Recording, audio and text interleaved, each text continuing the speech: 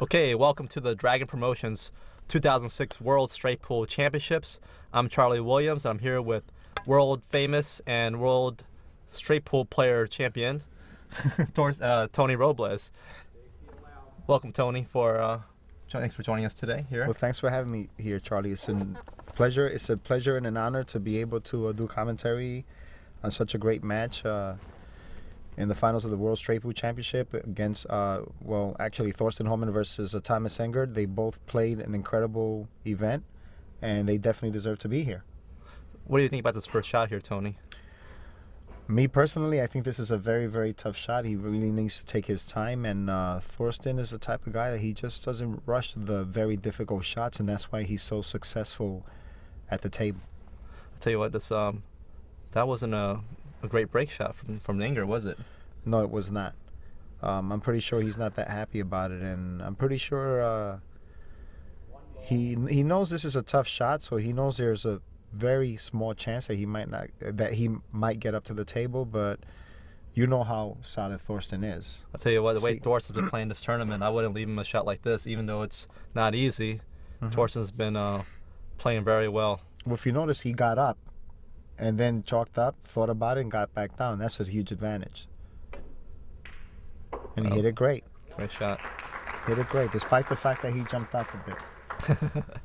Yeah, one of Thorston's characteristics in his game is he tends to lift up a little bit on his shots, but those balls still keep on going in. So looks like he's left himself a great angle here on the 6 to go right into the stack. Yeah, he hits it with some follow and just have the cue ball go through the stack a bit, and he should be fine here. Would you hit that kind of speed he just hit it at? You think that's normal, or? Yeah, that's actually perfect speed, because you don't want to lose control of the cue ball. Plus, you don't want to bring too many balls up table. That therefore making the run a lot easier. I don't know if I should give away this much information, because then you might run 150 and not on me the next time we play. That's what I'm thinking right now. I'm going to try to ask you all the questions I can before you leave today. Well, it doesn't seem like to me there's really too much trouble here. He should clear this pretty actually, easily. That was a great shot for him to get on the 8-ball there, because the 8-ball was the only problem that I really saw there. And he got dead perfect on the 8-ball. You think he's already figured out what his key ball is going to be? Well, yeah, it's either going to be the 10, the 15, or the 13, and he's probably going to end up with the 9-ball as a break shot. Me personally, I like the 9-ball and the 2-ball. If I had a choice between the two, I would definitely take the 2-ball, but he just moved the 2-ball, so that changed everything. So obviously he had already made up his mind to decide to leave the 9-ball as a break shot. You got to talk fast. He might keep changing things on you. Yeah. Well, what I was going to say is the reason why I like the 2-ball as a break shot is because it's further away from the rack. And when the object ball or the break shot is further away from the rack, it's a lot tougher for you to scratch when you hit the balls hard when you're shooting a break shot. It looks like he's not really hesitating too much. It looks like he knows exactly what he wants to do. Well, Thorston is, in my opinion, at this point in time, the best straight pool player on planet Earth, but he's also the hardest worker on planet Earth when it comes to the game of pool. I don't know of any human being that works anywhere near as hard as he does. I spoke to him a couple of months ago, and he told me that he had just gotten back from Germany, and he was training with his coach over there. He has a coach in Germany. And he said he practiced with his coach 8 hours a day for 30 straight days. And that was after he had just, gone to the gym. So he's definitely a very hard worker, and that's why he deserves to be here. I agree with you. Well, earlier in the beginning of the match, I introduced you as a world champion straight pool player, even though you haven't officially won the world championships yet. In my opinion, just because I've respected your game so many years, Tony, and you're such a great straight pool player. So, to me, you're just world class all the way. Thanks. No, well, so are you, and so are these guys. That's why they're here. Yeah. That's why they're there, and we're here.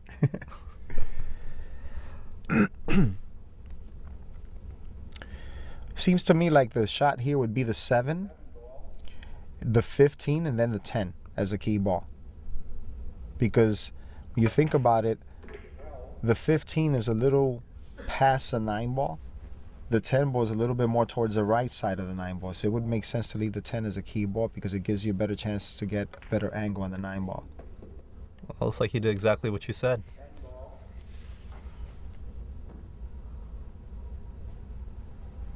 Just double checking just to make sure. It's perfect. Perfect. Dead straight stop shot. So Thorston runs the first 14 after the break and now leads by the score of 14-0. And I would like to take this opportunity to thank our sponsors, Dragon Promotions, Sieverts.com, Aramith Balls, Simonis Cloth, and Gabriel Tables. And of course, our big patron sponsor, Randy Goldwater. Randy Goldwater. You can see there, he's right in the middle of the two scoreboards right there. He's been sitting there. And he seems very interested in the match. He seems intense. He this loves is it. Thorston game. Thorston's his buddy. Yep. And Randy's been a big supporter of this event. It couldn't happen without his patronage. And this is what he's been waiting for, the finals, to see. We can't thank Randy enough for what he did in helping you put this tournament together. And he's one of the biggest pool fans I've ever met. And he's always very enthusiastic, loves the game, and hopefully, maybe we'll get a chance to do it again sometime in the future. Yeah, I definitely hope so. Been about over 15 years since the last World Straight Pool Championship, so this was a big deal for a lot of the fans and the industry, and especially myself, because I've been playing this game for 27 years and I've never actually played in a World Straight Pool Championship. Oh wow, I didn't know that. This was actually my first one. I played in the U.S. Open Straight Pool Championship, but never in a World Championship. That was my first one. Oh, okay. Well, that was a great break that Thorston shot there, and I don't really see any problems here. It seems to me like he's going to decide to shoot one of the balls in the side pocket and maybe end up, I believe that's a 5 ball in the lower left-hand side of the table, and he's probably going to use that to gain access to the 6 or the 2. Now, right now, the balls are kind of so clustered. He's got shots, but he's got kind of a clustered rack here. Is it still too early to really decide what's going to be like the key ball?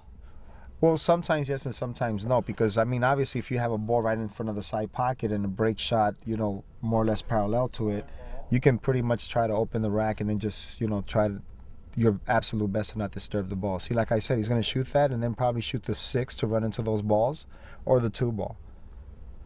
The key here is when you're playing straight pool, you have to make absolutely sure that when you're running into a cluster, you have an insurance ball. And by insurance ball, I mean a shot that no matter what you do, you're going to have a shot once you run into. And what would be the insurance ball right here? It would be, I believe that's a 15 or the 11. There you go. That's it right there. And then the 2 was also an insurance ball as well. So he can actually shoot the 2 now if he likes, and maybe have the 3 as an insurance ball. So basically he really had like 2 or 3 insurance balls. Yeah, so he really could do no wrong there. Okay. And that's my style of straight pool. I just do not like to go into a cluster unless I'm guaranteed some type of insurance shot, or even if I have to create one, I'll do that before I even run into the cluster. So that's your Kung Fu style straight pool? That's my Kung Fu style straight pool, that's correct. The art of fighting without fighting.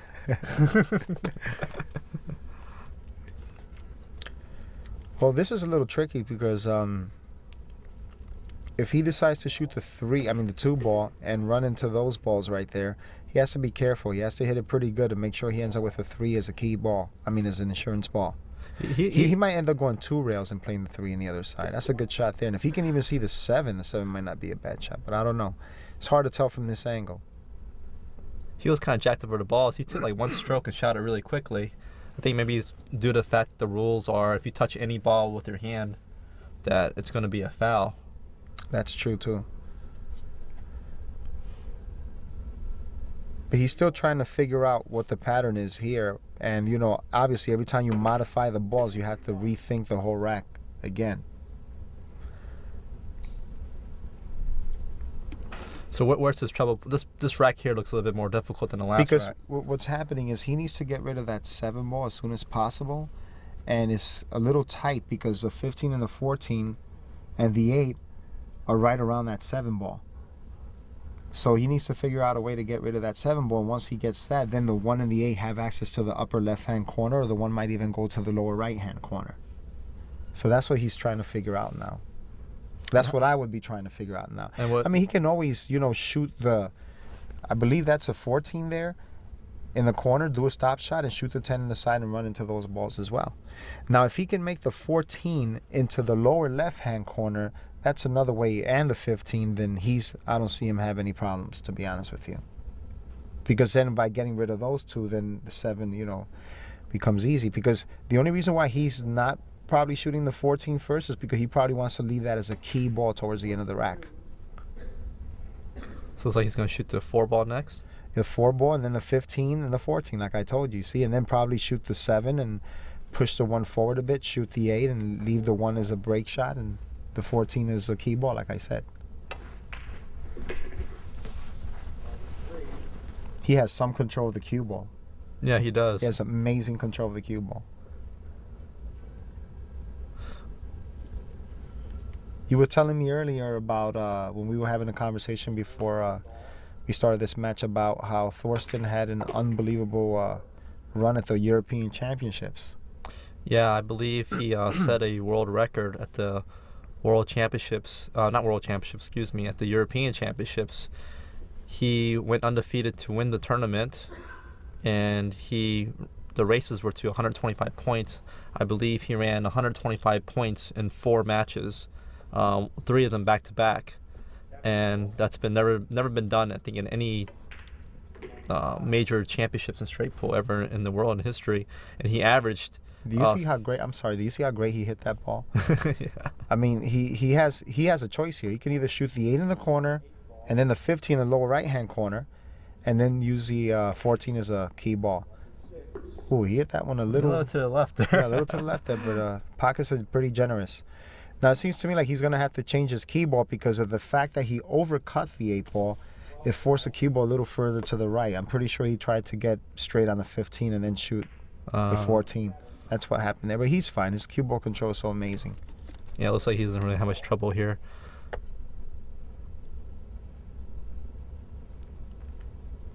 No, he's shaking his head like he doesn't really like it. But I think he's just doing that because maybe he's a little bit of a perfectionist. Well, not only that. I mean, if he feels like he screwed up by overcutting the 8 and not getting the proper angle on the 15, the best thing to do is to accept that and then do the best that you can with what you've got. Because if you don't, then that definitely takes away from your game. And by the way, he just ran his 2nd straight rack, and Thorston Hohmann leads the match 28-0 over Thomas Engert. So right now, Engert's trailing 28 points after that break shot. He's only had the break shot. It's the only opportunity he's had so far. So he must be, to me, that's kind of unusual that he left such an open shot like that after the break. So what do you think he did wrong there on the break shot? I don't really think he did anything wrong. I think he hit it with perfect speed. He hit the ball the way that you're supposed to. It's that a lot of times when you rack the balls, they just don't rack the same every single time. Oh. It's very, very tough. But the key to having a very successful break in straight pool is to make sure that the bottom 5 balls are absolutely frozen. I see. Did I just tell you that? I think I'm giving you too much information. I'm taking notes. But he has to cut the 1 backwards here. He's probably going to hit this with a little draw. And depending what part of the object ball, what part of the rack he hits, the cue ball is either going to draw straight back or come off the bottom of the ball and then the top of the ball beneath it and go towards the side rail. Now this is where a lot of players in straight pool differ on. Some players say on the break shot that they tend to hit it a little more softer, and they're picking the balls out. And some players kind of like that actually, and then some players like hitting the balls a lot more firm, hard, and going to the stack harder. What do you like to do in general? I like to smash the ball, to be honest with you. I tried several techniques for years, and I discovered that the best technique for me is just the best option for me is to just hit the ball as hard as I can when I can, because obviously there are break shots that I can't afford to hit hard. If I do, then if not, then I'm going to end up scratching.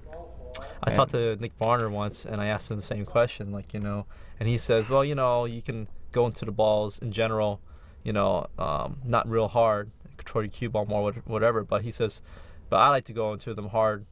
And he says that all the big runs I've ever had, and all the big runs I've seen were all from guys that go hard into the stack. Yeah, you see that?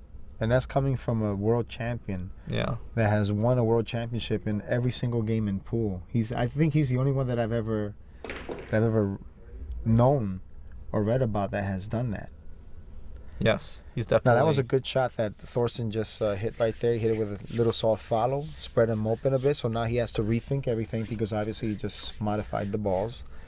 And I don't really see any problems here. The only thing I see here is a 6 and a 10, but there's no reason why he can't get to the 6 or the 10 going towards the center of the table using the 15 to get there.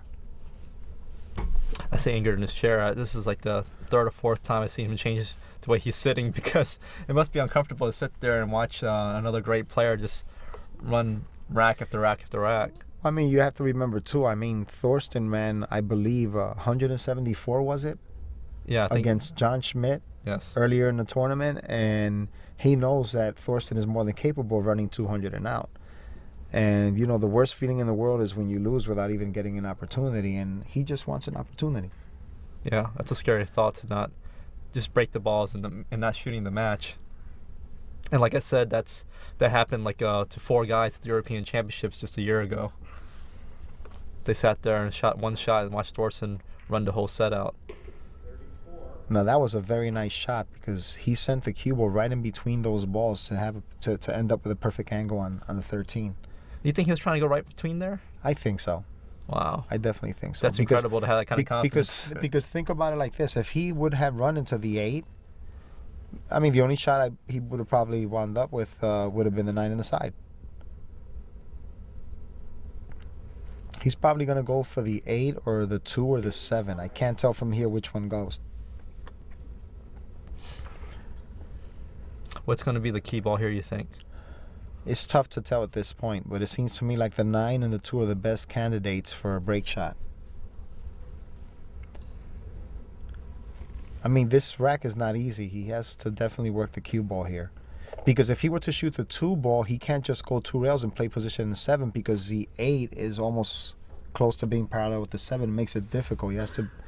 And then I'm assuming the 10 does not go into the side pocket, but if it does, that's what I would do. I would probably shoot 1 or 2 rails and try to play the 10 in the side. Maybe he can go 1 rail, force it over that, which is exactly what he did. He hit that shot really well. Oh, he really had to muscle that ball, didn't he? He didn't have a lot of angle to work with. And he's still not too happy with this. But I think it was big. I mean, I'm assuming he can see the 8. It's hard to tell from here. You can see Thorston with the sponsors, Dragon Promotions, and Lucasi. He's using the Universal Smart Shaft by Lucasi. Thorston's one of the players that my company manages, and to tell you, he really makes us proud with how professional and how such a great ambassador to the game. He's without a doubt one of the greatest ones that ever lived, in my opinion, and he's young. That's a scary part. You know? He's still got a long way to go in his career.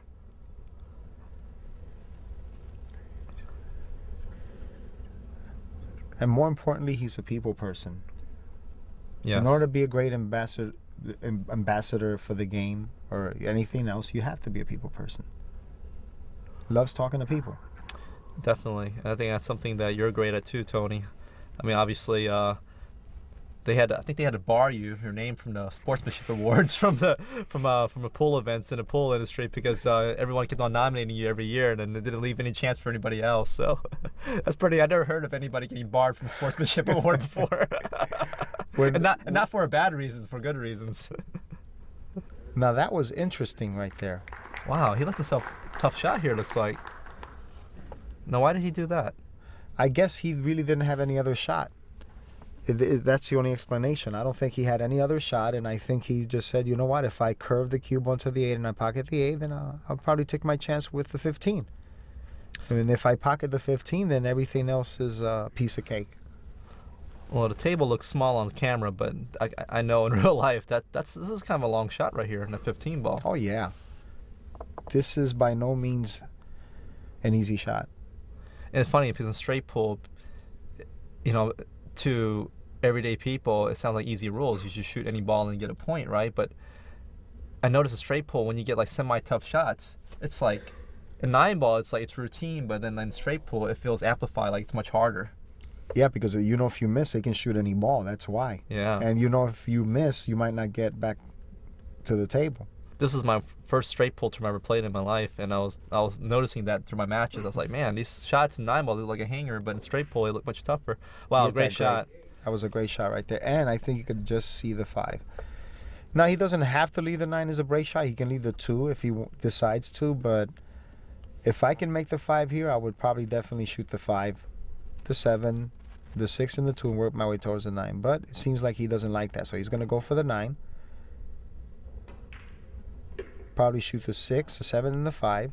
If he can bump the 10 over, that's even better because he'll put in a better position for a break shot. Seems to me like he's going to bump it over just a slight bit. There you go. That's perfect. And the fans are very knowledgeable about the game. You can see they noticed a slight bump that he did on the 10-ball, and they know that was a good shot, a good play, and they all clapped. Here he has a choice. He can either go 2 rails or 1 rail.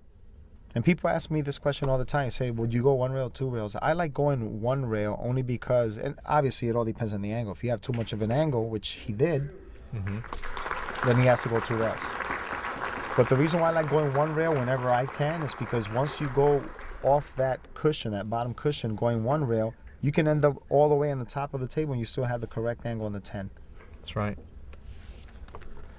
So Thorston takes the lead after running another 14 balls, 42-0 over Thomas Engert, Charlie. And it seems at this point that he's in dead stroke. He's very comfortable, and especially after watching that 15 ball look so easy. Yeah, I mean, he made it look so easy. So he split the pocket right in the middle and then touched the rail. He was even jacked up a little bit on it. He's playing with a lot of confidence right now.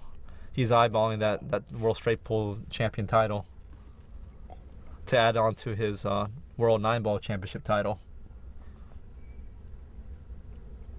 If he wins this match, he'll be the first German, and I believe perhaps the first European player to be 2-time world champion. Oh, that's in great. Pocket billiards. That's great. I never knew that. Yeah, and he told me that if he wins this tournament and becomes world champion again, that there's a ceremony in Germany where he'll meet the president. Celebrates the national athletes of the country, all the world champions of all the sports, and if he wins this tournament, he'll get to meet the president later on in the year, and the president will award him a silver leaf to all the athletes. So it's kind of quite an honor. Oh wow, he must really be excited about that. Well, he's got to win the match first, but obviously, there's something to be very proud of. And again, like I told you, I don't know of any person in the world that works harder on their game like Thorston does. Yeah, Thorston definitely has a lot of... You can see it. You can see it in his eyes, how excited he is to be there. I mean, he has a passion for the game. He's such a focused player. His motivation. What I like about Thorston, his motivation for playing pool is so genuine. It's not only about money or monetary things, materialistic things. I mean, besides like things like meeting the president and getting his honors there, but like one of the players from Europe, who's a great straight pull player, Now you see what he did there? He moved the 4 just in case he needs it later for a break shot. He might have overhit that a bit, but that's actually one of my favorite shots to create or manufacture a break shot. To go to meet the ball and go to the rail and then bump a ball back out. Yes. All right, let me write that down. I don't know if I should have told you that. Let me write that down. Hold on 1 second. No, what I was going to say was this player from Europe who's a great straight pull player. Thorston thought for sure he was going to come play. He ended up not coming to play, but now there goes another possible break shot right there. He's just bumping out opportunities for himself later. That one is called the just in case. The just in case technique? Yep. Just in case he ends up having to shoot the 4, he has a backup plan with the 12 ball. I definitely like that. I think the 4 might be too low. I definitely like the 14 ball. I believe that's a 14 there as a break shot, because you can also use the 6 ball as a key ball. Anyways, finish my story up. The player told him that he wasn't going to attend the event And Thorston told him basically that, Nice, that was why can't he make it? And the guy said he had other obligations, some financial situations, and this and that, expenses, and maybe the tournament didn't pay as much money as he wanted to attend. And Thorston says, if there was no money in this tournament, I would still come and play in it because it's the World Championships. And that just kind of tells you what kind of player Thorston is. That's very powerful right there. That tells you a lot about how much he loves the game. And everyone knows how truthful, how genuine Thorston is. And when he says something like that, he really means it. He's in dead stroke right now. He's running around the table. He's not thinking much. He's figured out the pattern already. And like I told you, I think he's going to leave the 6th ball as a key ball. And depending how he ends up on this ball right here, he can either go 1 rail or 2 rails. And probably end up playing it in a side pocket or in the corner. Either or is good. That's absolutely perfect right there. Well, almost. Almost. But I'm pretty sure. You can tell by his reaction he wanted to get dead straight on that one. But I'm pretty sure he'll forgive himself. Oh, he's jacking around. Look at this. Just wants to draw it back a bit. There you go. That's perfect. That's great. Well, he just ran. Thorston just finished running 14 more balls and leads by the score of 56-0 over Thomas Engert. So that's his 4th rack. And that's his 4th rack in a row, 4th consecutive rack, and I'm pretty sure that that Thomas is starting to get a little concerned there. And but the great thing about Thomas is that he has come into his own in the past couple of years, and what an incredible, amazing player he is. Charlie, fearless. Great shot maker, great position player. There's nothing that he can really do wrong in the game. And obviously that's why he's in the finals as well. Yeah, he's playing great. And he also is just coming off a win last week. He just came straight from winning the Predator Florida 10-ball championships in Florida. And if I'm not mistaken, that's his first title in the United States. Am I correct? First. He was very happy about that. Major title in the United States, and he won that. And now he's in the finals World Straight Pole Championship. So the man's playing well. He's on a high right now. When you get to this level of play between these world-class players, it's like, it's not like, who plays better or who's got more skills. Everyone plays it's so close between all the players. It's more like who's ready to win. Absolutely right. I agree. And that was such a great shot right there. Both these guys are playing so well right now that they're both ready to win. That's why it's so hard to predict who's going to win. Yeah, you just got to hope you get a shot.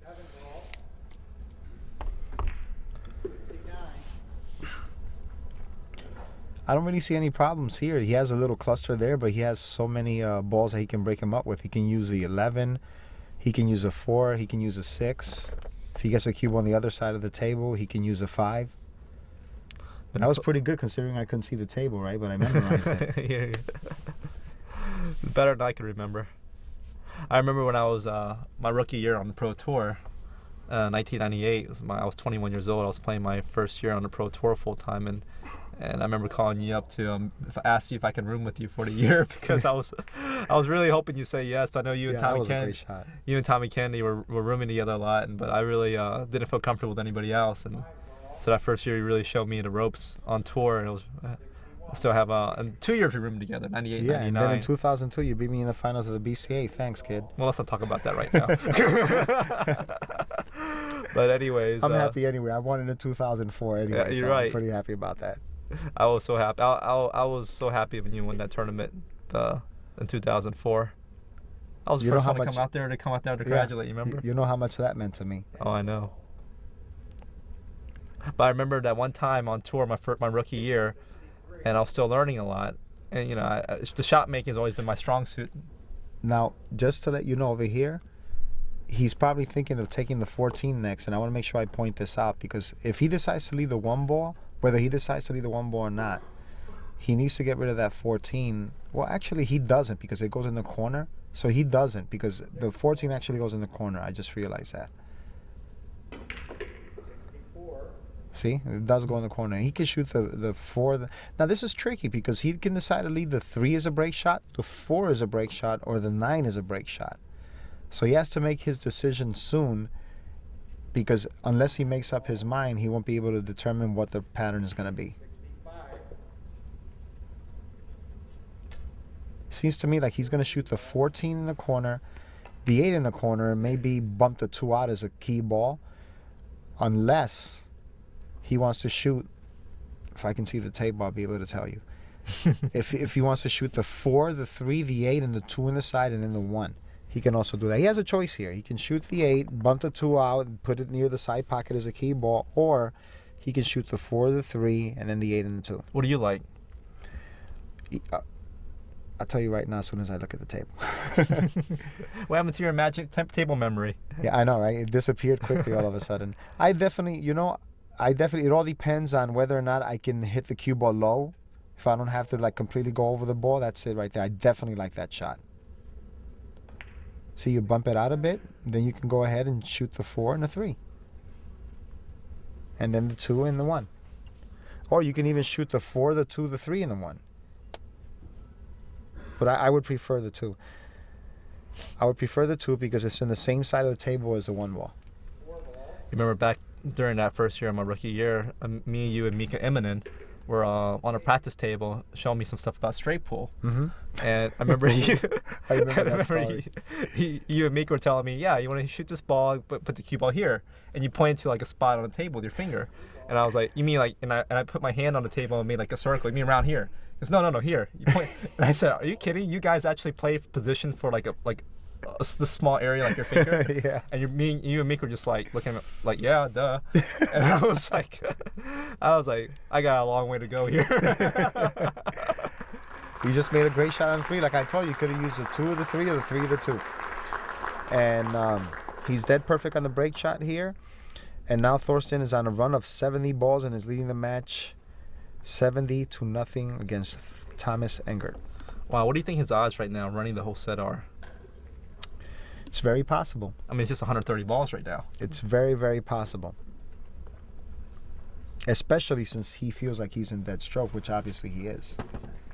If you had to put it in percentages, like, he's got 10%, 20%, 30% chance right now. I mean, at the beginning of the match, obviously, it's a lot different. But now with the 70-ball run, and with how he's been playing in the tournament, or already with a 174-ball run. I'll be honest with you, you're going to think I'm nuts, but I think with Thorston, considering how well he's been playing the past couple of years, I'd definitely give it a 50-50. Wow. Yeah.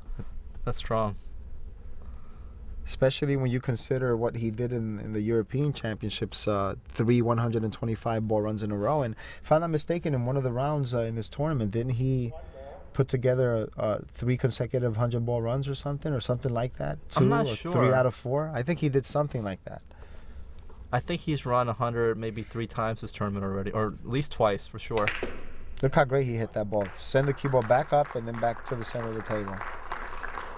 That's one of my favorite shots too. I like that shot. He definitely has no problems here. There are no clusters here. Yeah, this table is like a rack that I wouldn't have a problem with.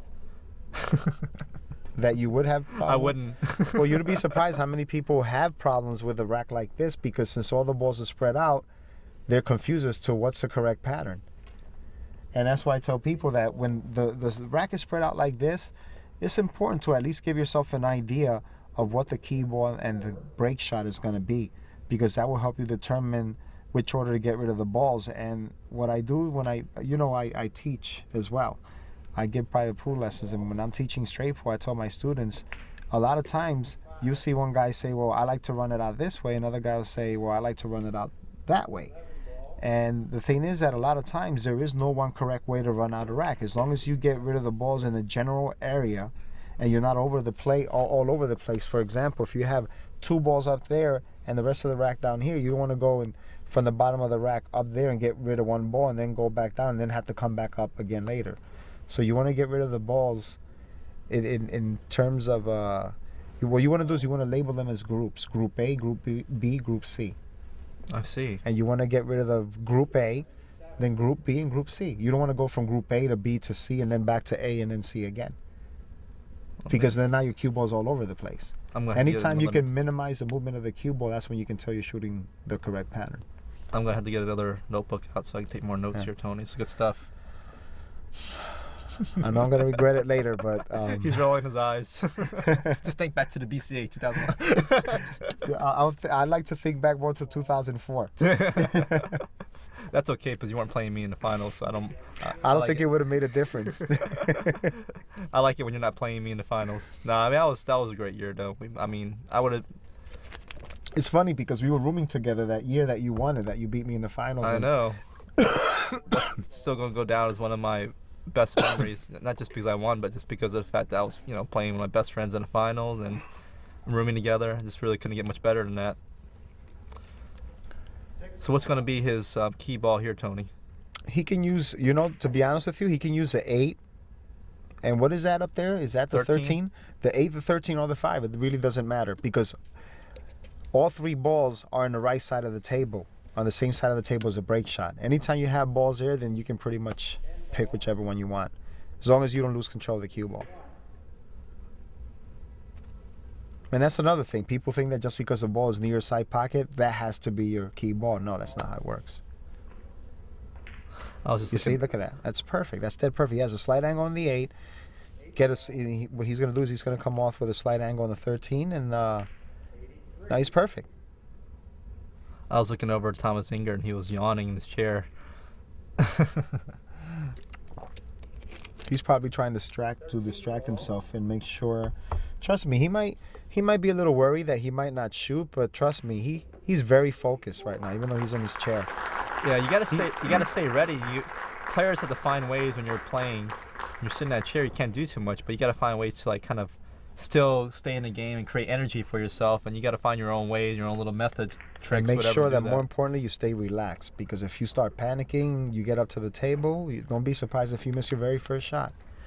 Now, there's a good friend of ours that was in the audience earlier.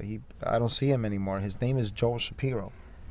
Yep. He's a good friend of ours. He puts up exhibitions for us sometimes. But every now and then you have your friends come out with something. By the way, that's my son Jonathan in the background to the left with the cap on. You see him? He was giggling just now. Hi, Jonathan. What was I talking about? I'm sorry. I thought you were talking about Joel Shapiro. Oh, Joel Shapiro. And he told me something very interesting. And it's amazing how sometimes you can learn something from friends with just having a normal conversation. He says, you know what I do when someone hits me with a big run and I'm sitting down in a chair for a long time? I said, what? He said, I take 4 to 5 extra strokes for the first 10 shots until I settle in, because I realize that I just finished sitting down in a chair for over an hour. Mm-hmm. And that's some of the best advice I've ever gotten. Just to warm your arm up a little bit. Just to warm you up a bit and make sure that you don't that you're meticulous and you don't end up taking anything for granted or just shooting too fast because you're cold.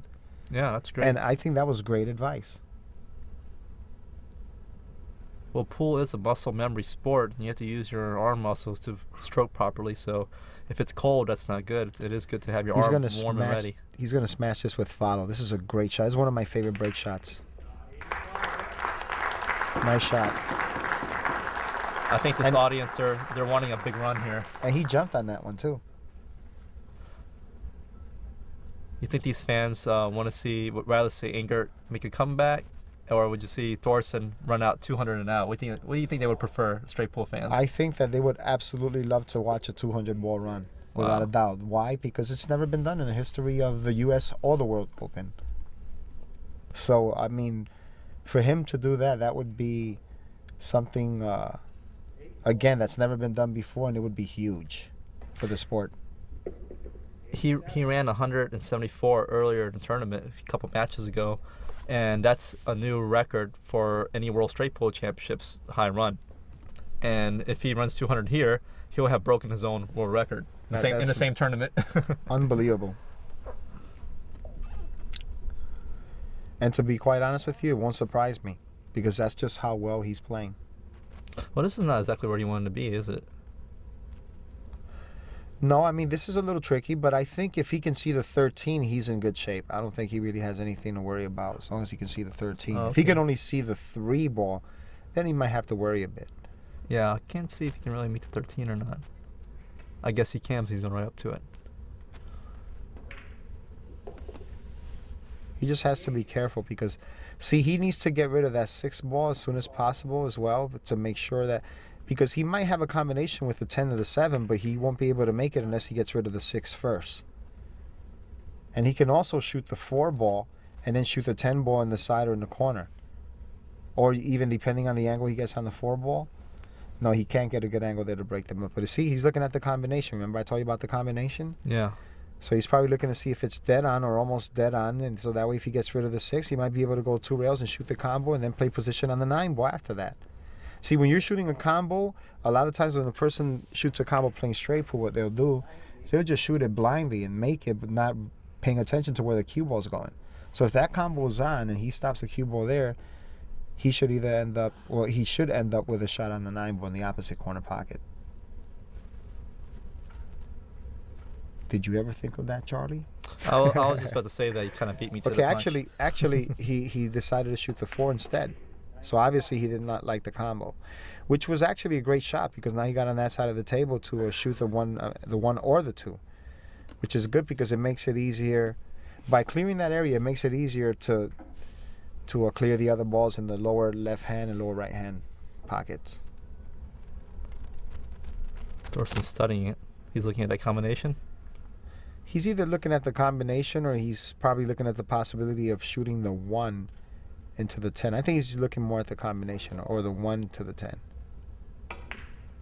That's it. Yep. He's going to shoot the combo.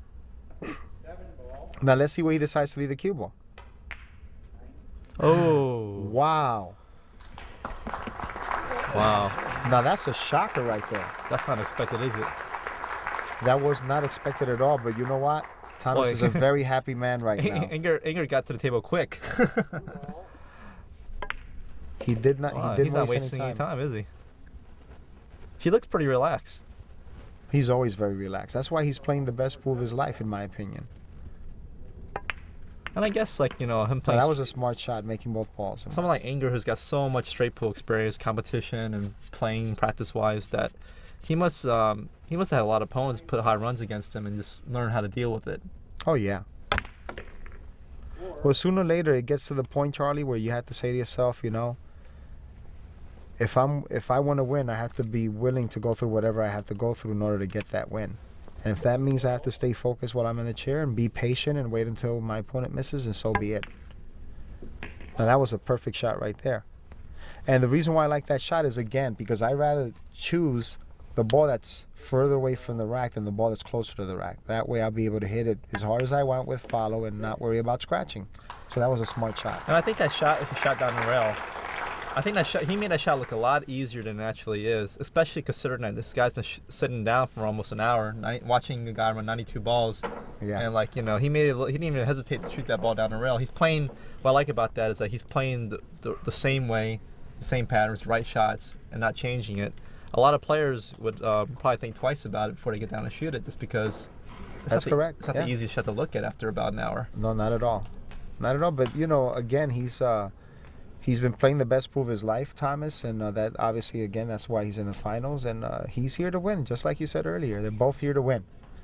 The referee for his match is Ed Deska, who's been around straight pool a long time, and he actually participated in the event. He's calling what's tradition. I learned a lot about straight pool from this event, a whole lot, and that I never knew before. And I guess what's traditional in big straight pool tournaments is not only having referees, but like in the finals here, you can notice, you can hear in the background, Ed's calling the shots out loud. Does that bother you? Do you like that? No, I love it. I love it, especially when he's calling out the number of balls that I'm running. That makes me more focused, believe it or not. I absolutely love that. It's funny because I don't know if you ever heard of a legendary referee by the name of Cue Ball Kelly. Yeah, I have actually. He was around. I got to meet him when I was playing the Junior World Championships when I was 18 years old, and he told me a story once where he felt bad for this one guy because he had no clue what to do, and he knew he was going to lose anyway. So what he did is he was refereeing the match, and he would call the ball before the guy actually got down to shoot. So that way he can kind of help him decide which ball to shoot. I thought that was a pretty funny story. Did the guy end up winning? No, the guy didn't win. I don't think. He was just trying to help him stay from getting embarrassed. I think he kind of felt bad for him because Cue Ball Kelly was a legendary referee, and it wasn't a major tournament or anything like that, but it was more like an exhibition match or something. Well, I'm assuming that he can see that 14, but if he doesn't see the 14, he can always shoot the 9. I guess he can't see the 14. 9 ball.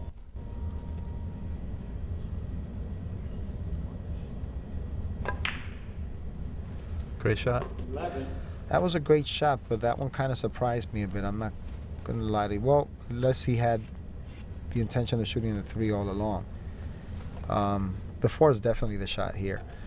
Because I would have hit the 9 a lot softer and then shoot the 1 ball in the lower left-hand pocket, therefore opening up the right side pocket for those 3 balls that are tied up together there. So, even though he's out of line, he's definitely the favorite to make the shot.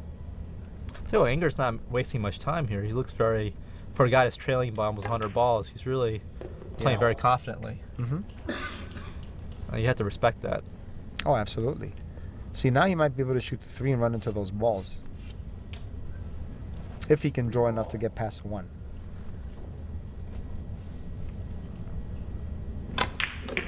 Yep. Okay, he can't see the 1. See, what happened is he overhit that a bit. See, whenever I shoot a shot like that, I hit it with nice soft draw, because all you want to do is just nudge the balls enough to loosen them up. You don't always have to hit it hard. And had he hit that softer, he would have definitely wound up with a shot on the 1 ball. But again, he's hitting the ball so great. Don't be surprised if he makes the safe ball look like it's the easiest shot in the world. 8 ball.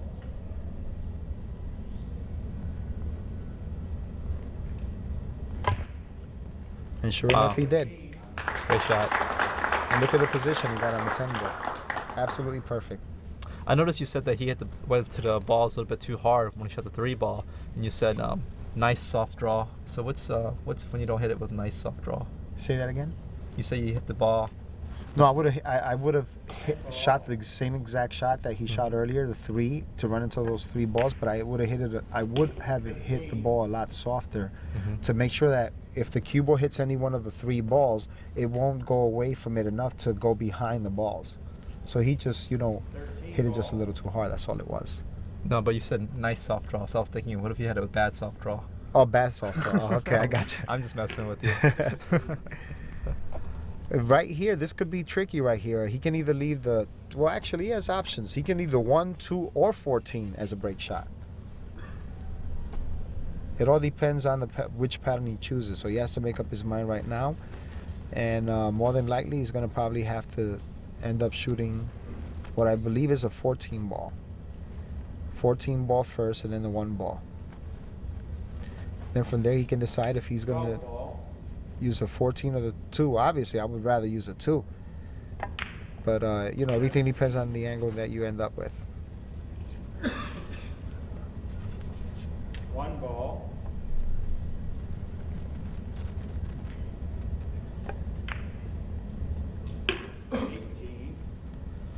Okay, now, if I'm not mistaken, I'm pretty sure he tried to get dead straight on the 14, and he did not.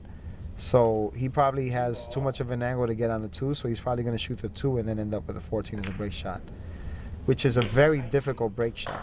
As a matter of fact, he might have no choice but to go 2 rails on this shot, which is a very difficult shot, by the way. Wow. But the key to this shot that I've learned from shooting this shot over the years is to not use a lot, if not any spin at all, to shorten up the angle as much as possible coming off the second rail. Because if you use even the slightest bit of right, that cue ball could go right past the You'll rack. miss the whole rack. And I'm assuming that's the kind of angle that he has, because it seems to me like he got a lot straighter than what he would have liked to on that 14 ball. Because obviously if he would have had a little more angle, he could have just come off the bottom rail and then hit the right side of the rack. If you notice, one of our sponsors there, Sardo Tight Rack, they're the official rack of the Dragon Promotions 2006 World Straight Pool Championships. I think the first time in history they've used the Sardo rack in a straight pool tournament. In a straight pool tournament. It's my favorite rack in the world. Gets every ball tight and touching. How about the Gabriel tables? How awesome are they? You know what was amazing? Not one complaint see the if- whole I'm sorry. tournament about the tables. Let's see if he did go too right. Wow. You see that? But you see, I hit it with very little spin Very or no little. spin. If he hits it with too much right, that's it. He's done. Well, he's got a tough shot here. This is an extremely tough shot, unless he has a combination off the rack, which I do not see from this angle. So I definitely don't expect him to shoot any combos here.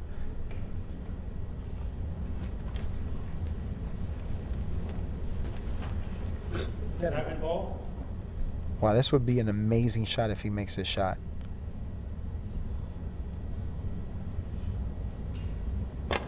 Oh, he got up on that one. Do Yeah. you see how far up he jumped? He jumped up high on that one. He jumped up high. He jumped up big time.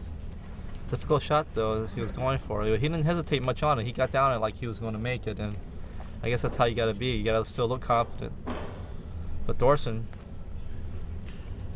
basically getting out of his chair quickly now and see if he can finish this match off. Still pretty much, we're not even quite halfway through the match yet though. 9 ball. No one's reached the 100 ball mark yet. It's a race of 200 points. 1. I don't really see any problems here for Thorston. I mean, he has that little cluster to deal with there, but I'm pretty sure he can use a 3 to break that up. Only concern here that he might have is if he decides to use a 3, which is going to be his key ball. So that's why he's probably going to shoot the 14 first. Well, Thorston's got to feel a little bit fortunate here that that big miss he had on the combination shot only cost him 20 points, really. That's correct. Could have been a lot worse than that. Engert's high run in straight pool is, I think, like 476 balls. That is unbelievable. That's amazing. Considering that the official record by Willie Mosconi is 526 balls. 3. I heard that was on an 8-foot table. Oh, really? I did not know that. Yeah. So on a 9-foot table, I'm not sure what the official record Well, is. you know, Michael Euphemia from Brooklyn, New York, used to own the record for 625 consecutive balls on a 9-foot table. And then Guinness Book of World Record one year decided to change its rules and decide that you would have had to have at least 50 witnesses or more watching the event in order for it to become an official record. So they took the record away from him. That's too bad.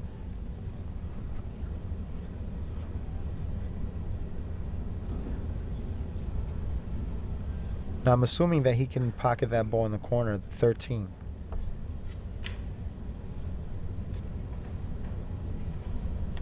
Ball. And he could stop it there. He could shoot that ball in the lower right-hand pocket and just run into the balls. He doesn't even have to. He doesn't even need to run into the balls if he doesn't want to. Because if he ends up with a shot on the 1, he can roll the cue ball, bump the 2 a bit, and then shoot the 6 ball in the opposite corner pocket. So he has a choice. He can either decide to perform surgery, pick it off one by one, or he can just decide to do construction and just run into the balls.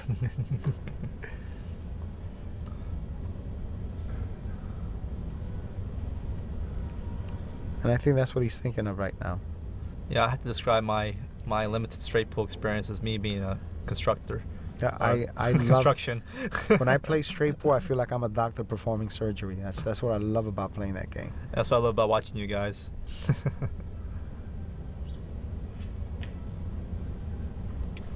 15 ball.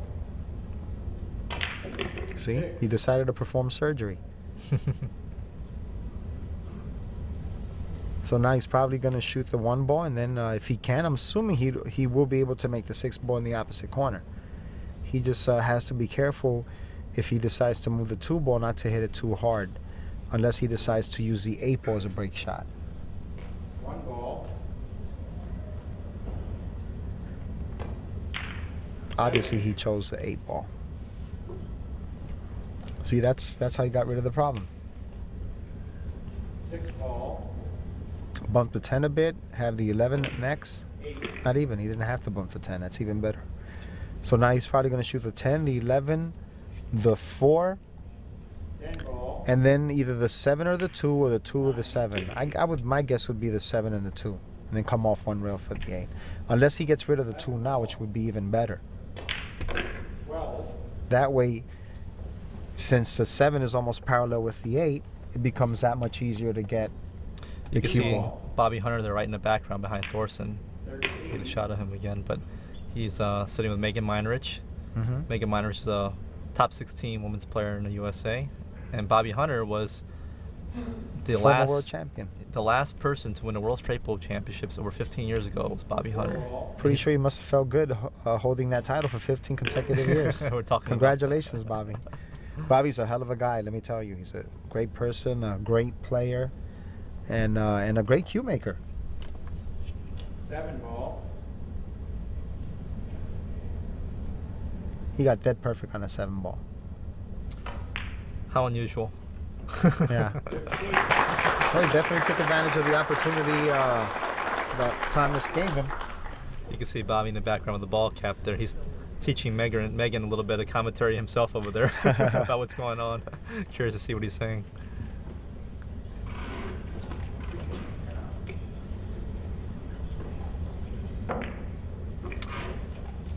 For any of you fans who want to check up the stats on the whole event from the beginning of the round robin to the double elimination to the single elimination race to 200 points, you could check out cyberts.com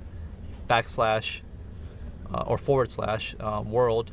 You'll get all the information on the World Straight Pole Championships there, all the press releases, all the news, behind the scenes, and all the stats on who won the matches, final scores.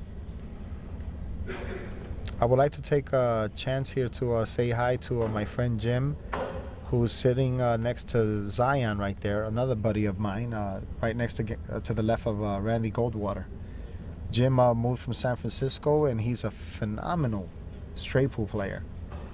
And he's been trying to get me to play him straight pool because I know he wants to kick my butt, which he does sometimes too. But he's a great player, and Zion, what a phenomenal player too. Great player, #1 player in Israel. Used to play snooker, and he's just again an incredible shot maker. So I want to say hi to them, and also to Randy again. Again, we want to thank Randy for putting up the money for helping this event become a reality after 15 years. And like I said earlier, we can't thank him enough. Yeah, definitely this event would not have happened without him. And speaking of Zion Zavi from Israel, first player from Israel to ever play in, I think, any world championships in pocket billiards. So It's unbelievable, isn't that? Yeah, I heard he did some stories about him in the news in Israel about playing in the event, which is pretty cool. Well, he's actually playing the best pool that I've ever seen him play right now. He practices every day at Broadway Billiards here in New York City. Well, he earned his spot, actually. He didn't get invited originally. He went down to Maryland and won a qualifier. He went undefeated to qualify to play in this tournament. There were, I believe, 7 qualifiers worldwide for the World Straight Pole Championships. Wow. One held in New York City, one in Chicago, Maryland, Baltimore. There was one in Germany, one in Holland. Look at that. He almost scratched in the side on that one. That was pretty close.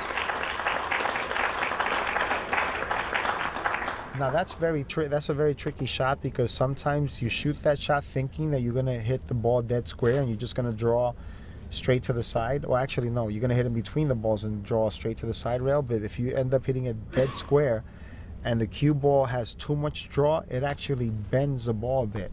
And that's what causes it to go towards the side pocket. So you have to consider yourself pretty fortunate if you don't scratch on that shot. Yeah, I think I've done that a few times during the event, fortunately. We all have.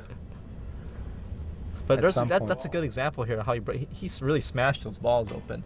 And that's why he has less problems. That's why he's able to deal with the very little problems that he has there. Look how perfectly he hit that ball. He can get rid of that 10-3 right away, which is what he needs to do. Obviously, for those of you there that are learning straight pool, the best thing to do is to get rid of your clusters or your problem balls as soon as possible. Because if you wait for the last minute, you're going to run out of options. And look at this is a perfect example here. Now all he has to do is deal with the 11-15, and that shouldn't be a problem. He has so many options here to work with.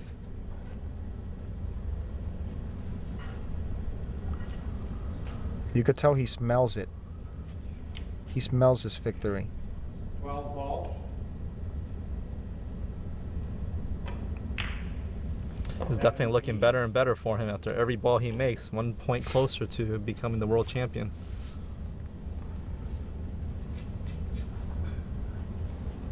I'm pretty sure that Thomas didn't expect to just run 21 balls and then be done with. No.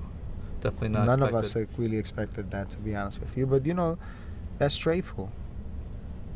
Well, Thorston mentioned in the past that he's a young player. He's only 26 years old, and he mentioned that in Germany, especially, and throughout Europe, Germany is considered to be the strongest pool playing country. But especially Germany, he grew up. His idols were Oliver Ortmann, Ralph Souquet, and Thomas Engert, and he's playing against one of the guys he idolized growing up. And he knows that, and Thomas knows that, but he's definitely not playing like he's intimidated one not bit. at all. I mean, Thorston's worked so hard in his game. He has so much experience that even though they're still his idols, that's what gave him enough strength to work harder and harder on his game and become such a great player. That was a great shot it's right actually, there. yeah, that was a great shot. And again, he did that because he knew he had insurance. That's the reason why he left that ball in the bottom left-hand pocket and didn't get rid of it right away, which is a mistake that most people make. He used your insurance Kung Fu Tiger technique on that, which is I'm gonna start using that too. Very, very smart. Do you notice any differences between the style of straight pool play with the Europeans and the Americans?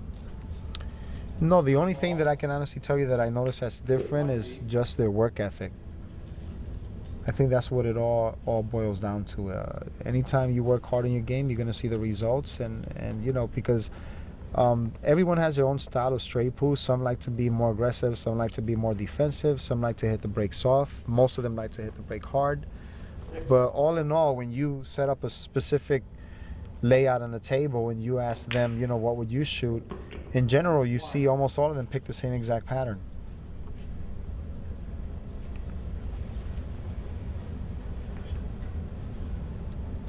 Straight pool started out in the USA, and now it caught on in Europe not too long ago, but certainly did not take very long for these Europeans to learn how to play the game the right way. Well, at some point in time, I don't remember if it was 10, 15 years ago, the Americans had always dominated the sport of pool.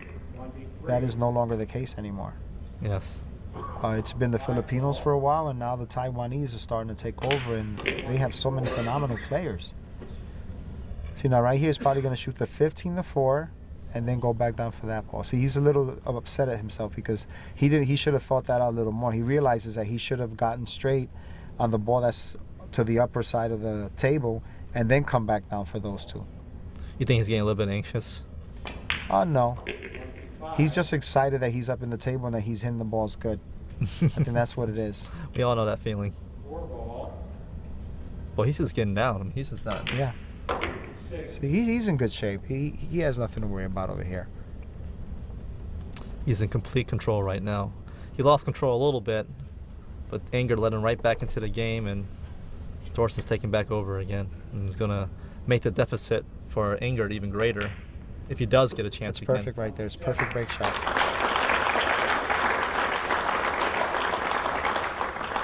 Well, it seems like Thorston is up 119-21. Well, back before he even got 100 points, Tony was predicting basically that 50-50, that Thorston would run out the whole set.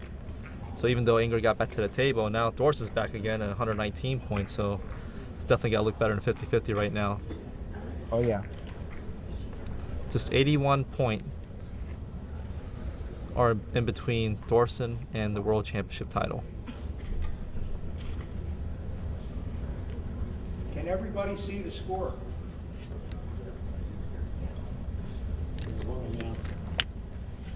11 ball. Now, are you going to hit these? How hard would you hit these balls, Tony? I would probably hit it all depends, because he's looking at the angle to see if he's going to hit that ball head on. If he's going to hit that ball head on, he can afford to hit it hard and draw the cue ball all the way up the table. If not, then he just draws it to the center of the table. Nice soft draw all to the side, which is a good shot. That's perfect right there.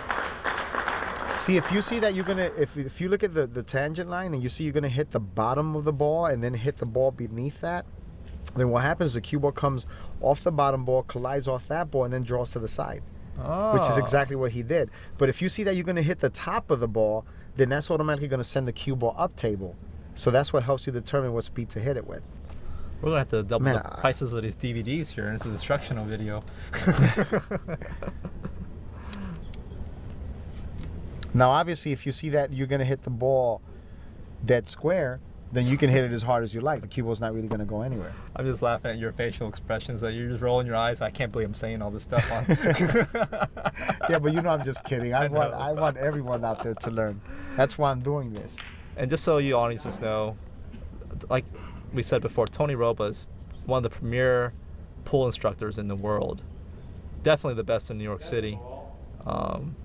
And if anybody wants to learn how to play the game better, especially straight pool, it's worthwhile to make a trip out to New York City. Amsterdam Billiards, right? Amsterdam Billiard Club. Amsterdam Billiard Club. And there are new locations pretty soon. They're still at the west side, and they're going to be moving to 11th Street and 4th Avenue. and you can find In Tony New York Robles City. there. If he's not there, you just ask for his card or his number, Yeah. and they'll be able to put you in touch with him. How much are your rates? Right now, 60 an hour. Oh my gosh, It's actually great, yeah. that's unbelievable. Uh-huh. You can tell this guy really wants to teach people because that's an incredible deal there. I remember we did some pool schools, some Predator pool schools. We did a few of them, and you're pretty much our premier instructor. And we did these surveys. Usually we had 15 students, and they'd fill out a survey at the end. We had guys like Johnny Archer and Mika Eminem, Ronnie Morris, Jose Perica, Karen Core. We had so many great instructors, myself too. And every time survey came back, I had to say almost 90% of people said that you're their favorite instructor. Well, pretty thanks for that. I appreciate that. It's an honor for me. Pretty strong in that class of people. You could,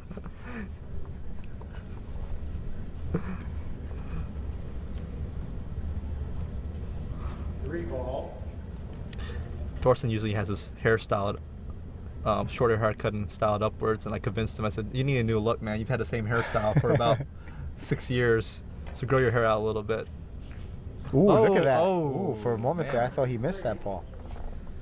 I'm pretty sure he's going to focus now. He probably took that one for granted. Yeah, definitely. And that's the thing about straight pull. It's hard. I mean, you get those easy shots. Usually, when you miss a shot, it's like something easy. It's because you take it for granted. You start. My getting into high that run in mode. straight pool is 268 balls, Charlie. And to this day, it makes me sick to my stomach when I think of the easy shot that I miss at 269. What'd you miss? It was a ball literally right in front of the pocket. No. It was okay. I'll put it to you this way: I might shoot it from now until the day that I die, and I'll never miss it. Oh my. And I just jumped on the shot because it was so easy. Didn't even really look at it. Hit it. It stopped right in front of the hole. What did you do? How'd you And react? it's always been a dream of mine to run 300. So I wanted to run 300 in the worst way, and it's like I missed that shot, and I was devastated. And it was in a league match. But you want to hear the funniest thing? This is what makes most people laugh. Before I ran that 268, it was in a league match. It was against Joel Shapiro, the master. I missed the first 7 open shots before.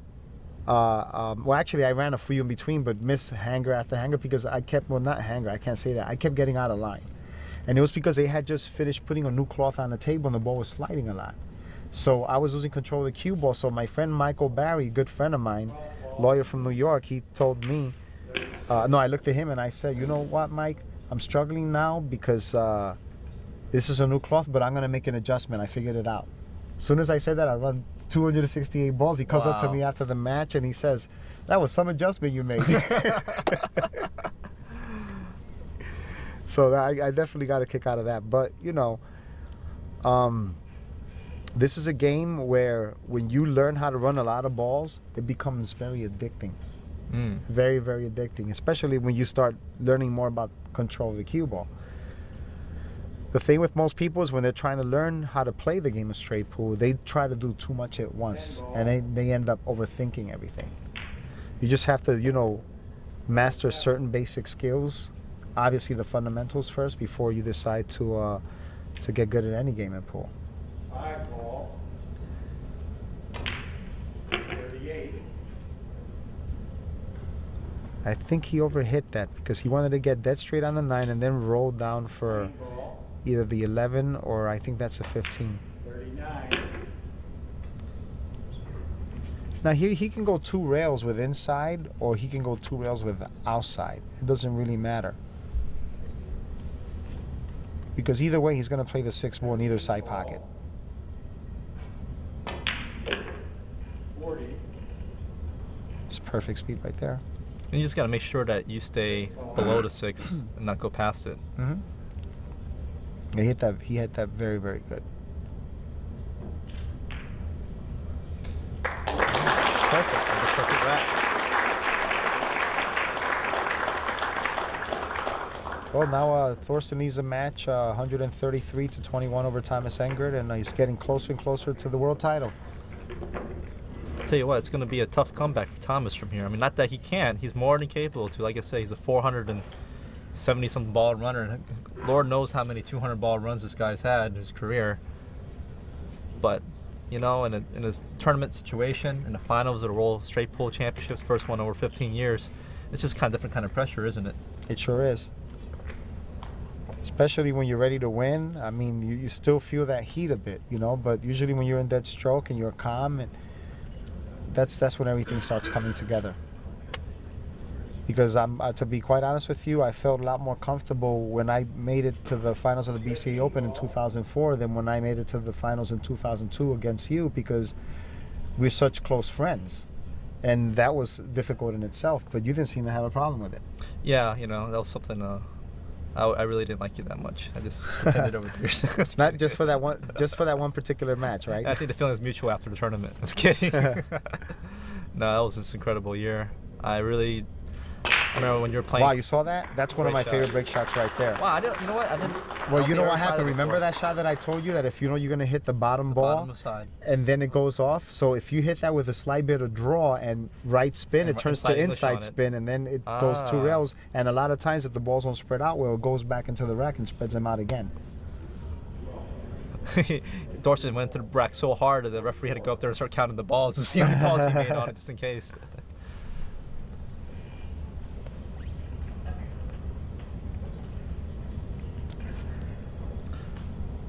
I'll tell you what, Thorston's only been playing full-time professionally, probably less than 4 years. And in that short 4-year period,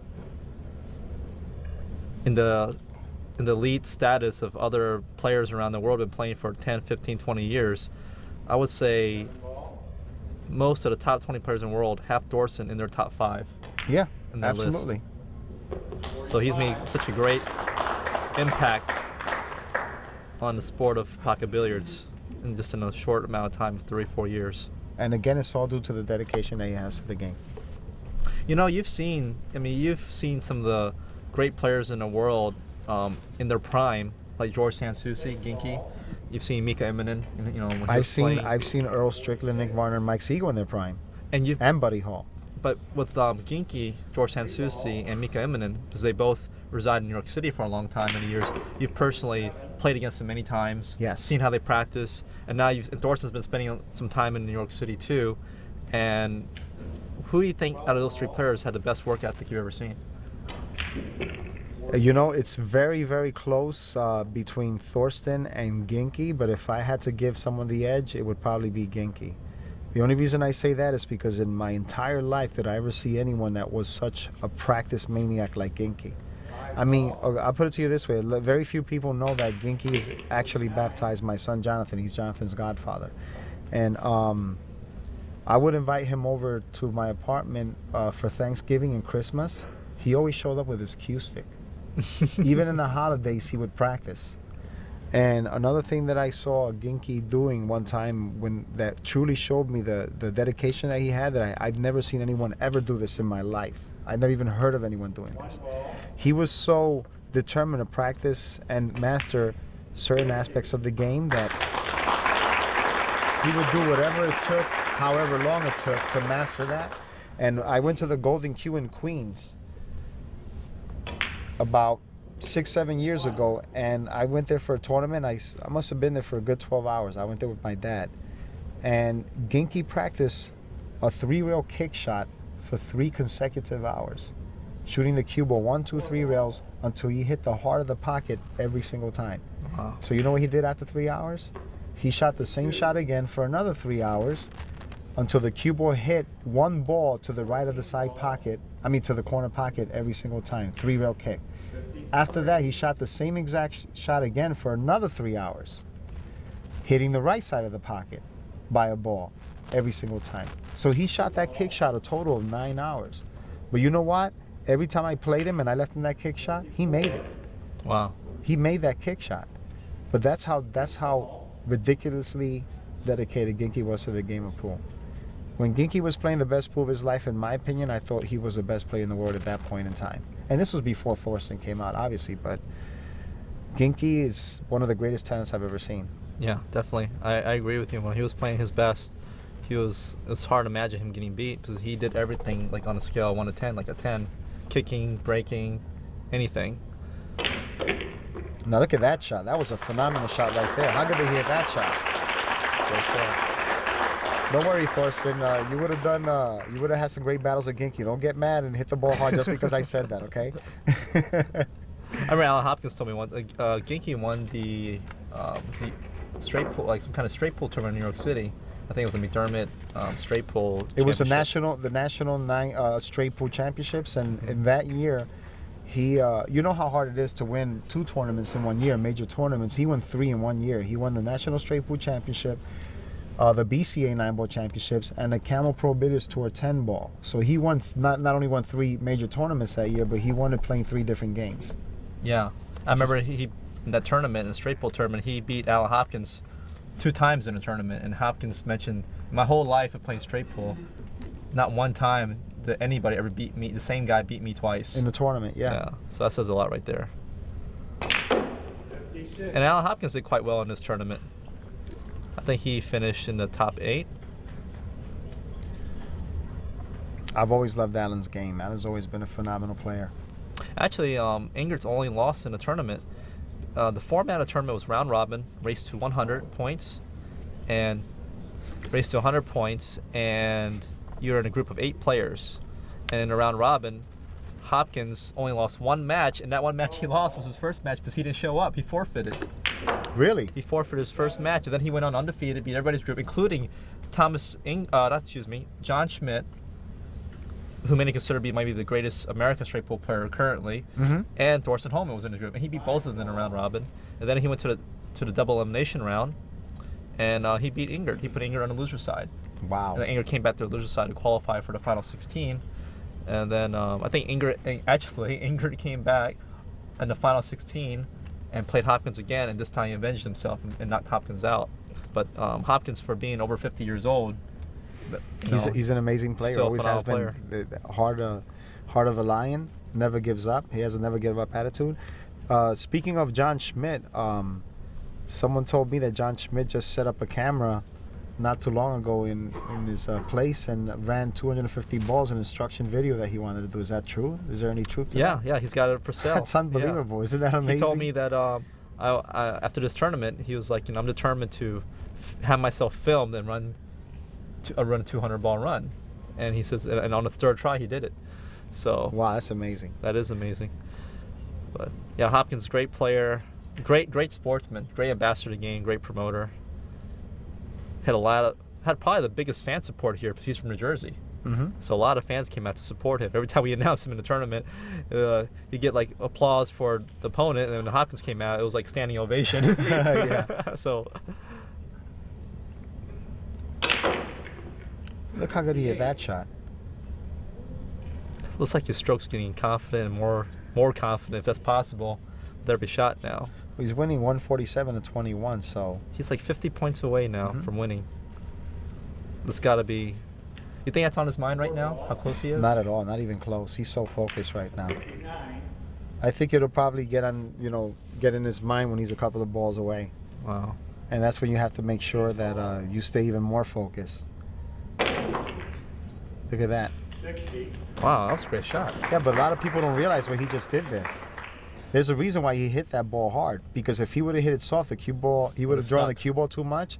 So he hit it harder so that the cue ball stayed longer in the tangent line. It kind of jumped a bit, and that's why it occurred the last second to break So them he was up. trying to make the ball jump. Yeah, I do that a lot too. It's a great shot. It's one of my favorite shots. But he intentionally did that. Doesn't look like too much with Thorston as an accident. Yeah.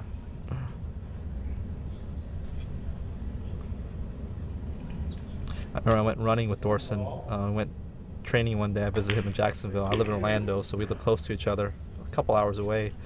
So we went to work out one day, and we went on the beach. He says, let's go jog on the beach. I'm like, yeah, let's go for a run. That's fun. I like to run. And we started running. Except he wouldn't tell me how long we would run for or how far. And we're running and running. I was looking at my watch. Like 30 minutes went by, an hour went by, and I was just like getting kind of concerned, like, where are we going? And I was trying to be strong. I don't want to look like I'm a wimp. So I was looking at him, and he looked the same. Wasn't breathing hard at all at the beginning. That's amazing, isn't to that? the end. And we ended up running about 5 miles that day, and I passed out after we finished. We went home, and I was so tired. But he's such a true athlete. And that's another reason why he plays so well. It's a huge advantage. I think it's one of the big. We're talking about differences between Europe and Americans. We're seeing more and more Europeans implement sports training, physical training into their game. And you have to see, and you can just tell by the appearance-wise that a lot of these European pool players, they don't really like what you would think is typical pool players. They look very athletic. Mm-hmm. I mean, Thorston, he runs 5 miles with no problem. He benches like over 200 pounds. I mean, wow. he's a strong guy. He's very athletic. I hear a lot of pool players say, "Oh, I don't like to work out and do weights, stuff like that, because I think it'll affect my stroke." But No, that's not true. yeah, guys like Mika Eminen, Thorston. Once you get used to it every day, you won't even feel it. Yeah. And that's how I am too. I like to work out and lift weights, and I don't think it It's a affects nice shot my right stroke there. one bit at all.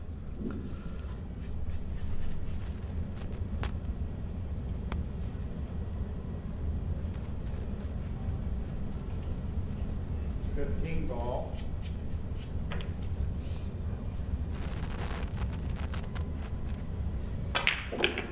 67. That's a nice shot there. Shoot the 10 in the side and then the 2 in the corner. Then do a stop shot and then get that perfect for the 7 ball, 10 ball. for the break shot. 68. 2 ball.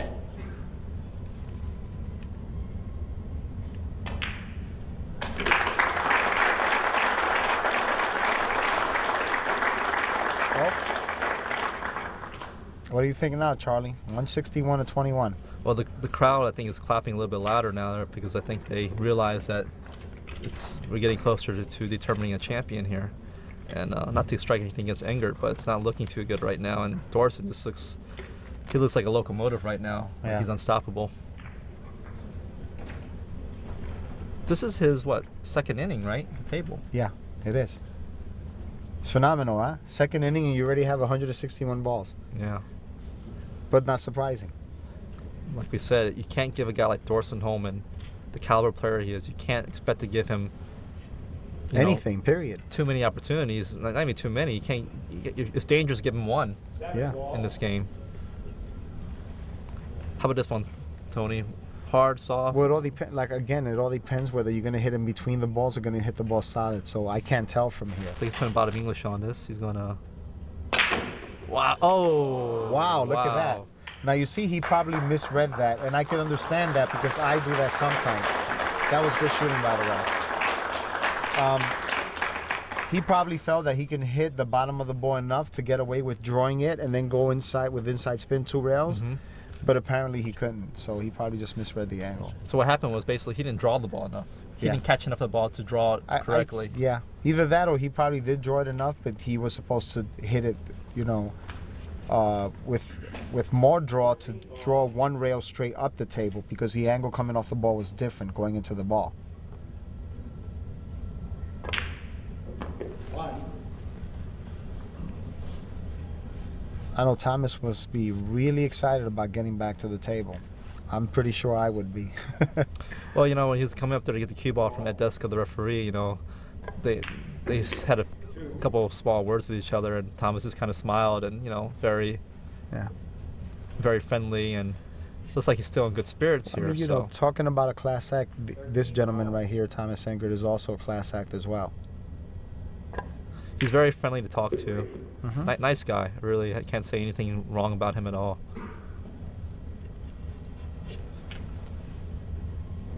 I mean, Thorston certainly had some really great role models in Germany with 4 ball. Suke, who's another guy who's a great sportsman and a lot of Sure minds of is. the players. I mean, and an awesome champion. Another guy you had to put him, Ralph Suke, you got to put him in the top 5 in the world Absolutely, I in agree. anyone's list. And he actually played in this event, and I believe Mika Immonen, knocked him out. 5. A lot of great. I tell you what, this was the strongest, I think, straight pull, most international, and strongest straight pull tournament I've ever seen or heard of. I agree. I mean, even though I never got the opportunity or had the opportunity to play in a world championship, I did play in the juniors when I was 17 and 18 years old, and got to see the men play and the women play. And one of those years, Mizrak beat Jimmy Fusco in the finals. The other year, when I was 15 years old, I saw Nick Varner beat Mike Siegel one year, and then Mike Siegel beat Nick Varner the following year. Wow. I mean, but those were some phenomenal matches. Unbelievable, amazing pool. Well, this event had a great mixture. We had, as far as like legendary players, we had guys like Mike Siegel played his first straight pull tournament in in a long time. Nick Varner played in it. Alan Hopkins, Pete Fusco, Jimmy's brother, you just mentioned. Whoa, he rattled He that almost one. missed Wow. that one. Yeah, Engert looks a little shaky right now, which No, probably. he doesn't look shaky. He just looks like nonchalant. Like, okay, Well, he no doesn't big deal. look physically doesn't look Oh, shaky, okay. but his game, Gotcha, as far as gotcha. like how he's Okay. he's rattling I balls. thought you and, meant know. physical, because I know Thomas pretty well, and No, he never looks shaky. yeah, and he's always calm. 10 ball. Always calm, cool, collective, confident, you name it. He's all of the above. And he's gonna have to get himself together a little bit better here, because he's got his work cut out for him right now. I'll tell you what, if Engert makes a comeback here and stops Thorston from winning this tournament, what an incredible comeback that would be. That would probably be considered one of the greatest comebacks in the history of straight pool, period. Yeah, definitely.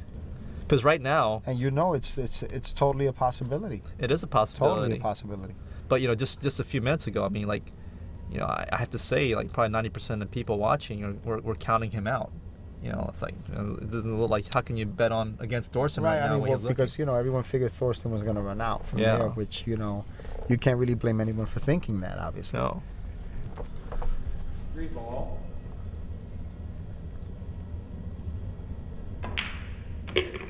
11.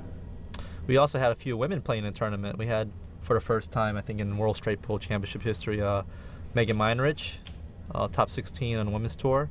Jeanette Lee played in the event, 7 ball. and she finished in I believe, the top 24 places. Not only that, she almost beat Mike Siegel this event. I watched that match. Well, not only that, but she beat Ralph Suke in the round robin matches. Yeah, I remember that. Yeah, she beat Ralph like 100 to... I mean, Jeanette is an incredible player, and she has a great straight pool background. 1 ball. And she learned from one of the greatest living legends from New York to come out of New York, Gene Tony Nagy. Robles? Oh. Gene Nagy. No. And who unfortunately passed away about 3-4 months ago. May he rest in peace. But Gene Nagy was a 400 ball runner in straight pool. Wow. I heard he was a straight pool genius. Oh, he sure was. I mean, when he was one of those players, and George McCullough Jr. was another one. But those two guys were two players that, as soon as they broke the rack, they didn't have to think much at all. They already knew everything. Wow. You know how even till to this day, you see the players thinking. These guys, all they did was play straight pool all their lives. No 9-ball. If they did play 9-ball, it was very little. So that's all they did. So they kind of had a zen level of straight I mean, pool. one time I was watching George McCullough Jr., who was also another legendary straight pool player from coming out of New York. He looked at me and he said, "You know what I'm gonna do now?" I said, "What?" He said, "I'm gonna shoot this break shot, and before I shoot the break shot, I'm already gonna tell you what's gonna be my next keyboard, my next break shot for the next rack." No. And he did it. I kid you not, he did it. But not only did he do that, he told me what his next shot was gonna be after the break. That's amazing. Well, look at this shot right here. This looks very similar to the one that Engert got in trouble with last time. Except he's got he more has angle of to an draw at this time. Absolutely. He can definitely draw into this. Oop, that's Oh, the wait a minute. only concern that you always have to have about those shots. If the cue ball ends up hitting the ball on the way back He might from not the have a cushion. shot right here. Might not unless that combo is straight.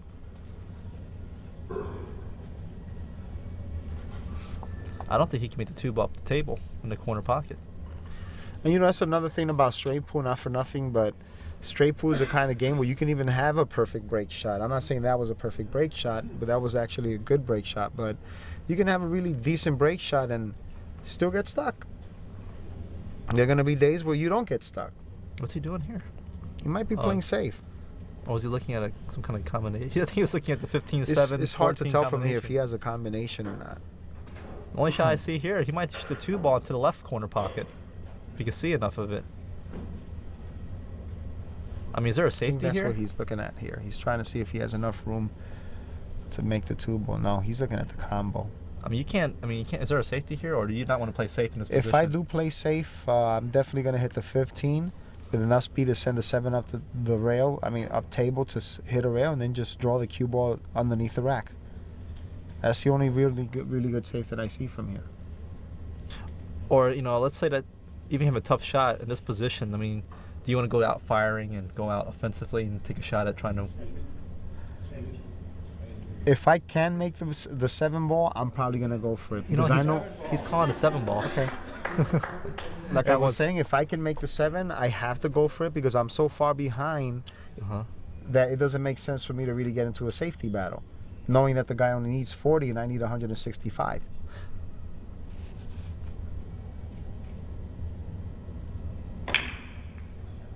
Wow. Yeah, that was a great shot.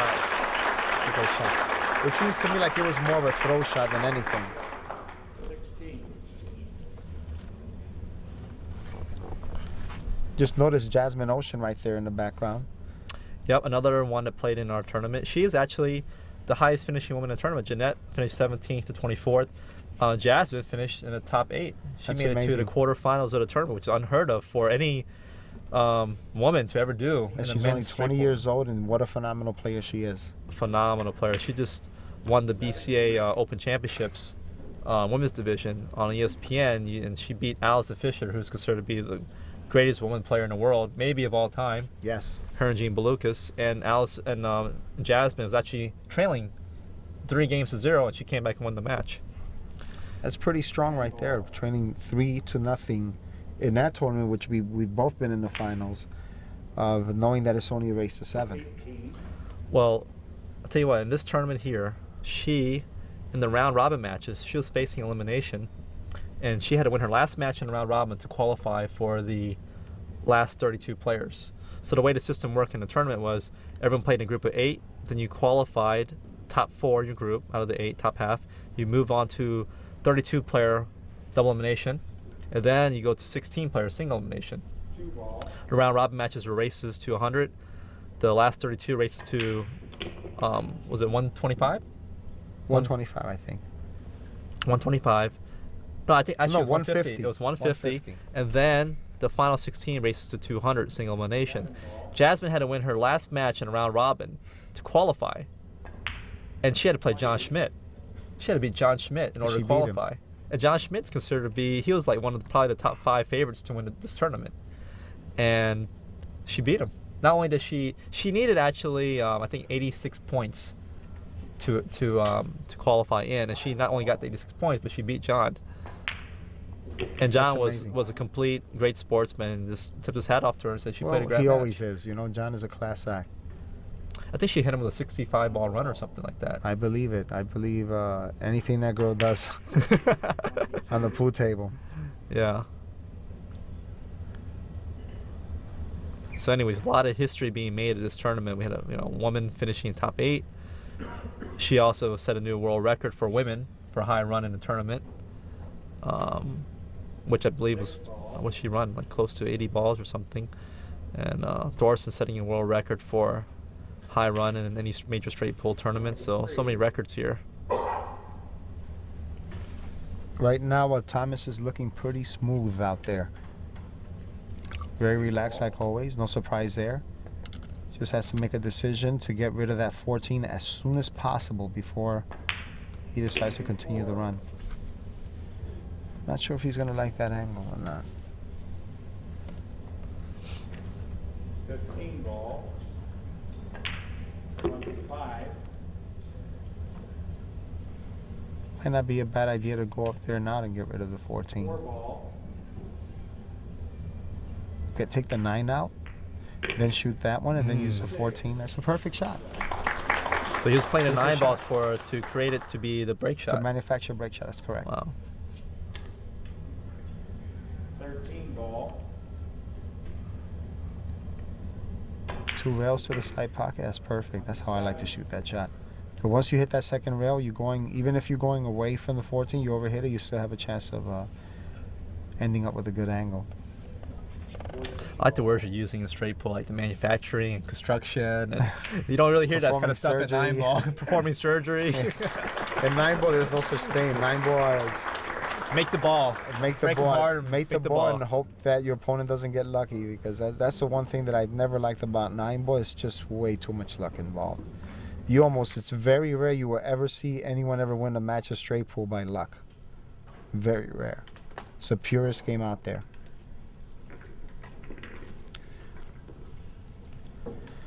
So now the score is 160 to 35 in favor of Thorston Hohmann.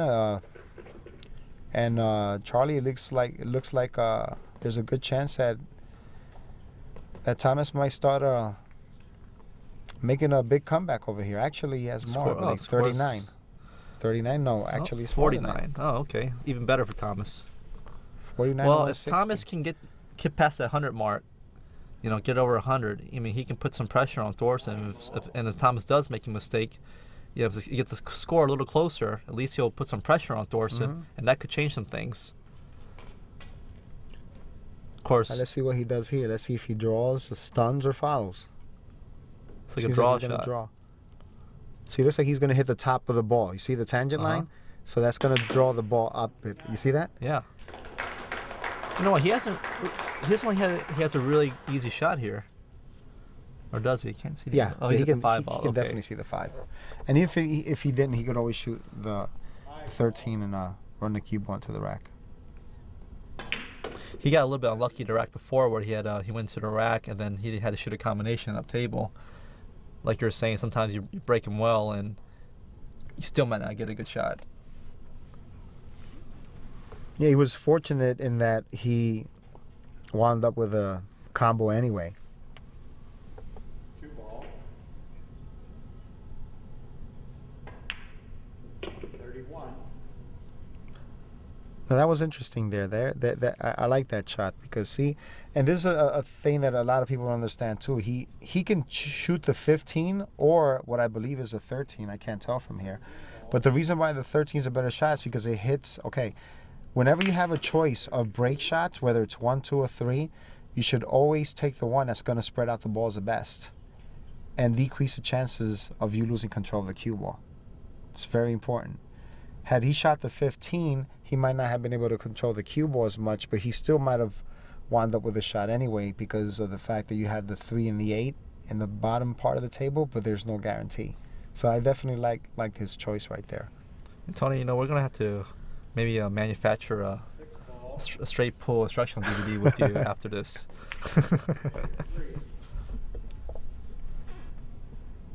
The funny thing is, I don't remember what I just said. 7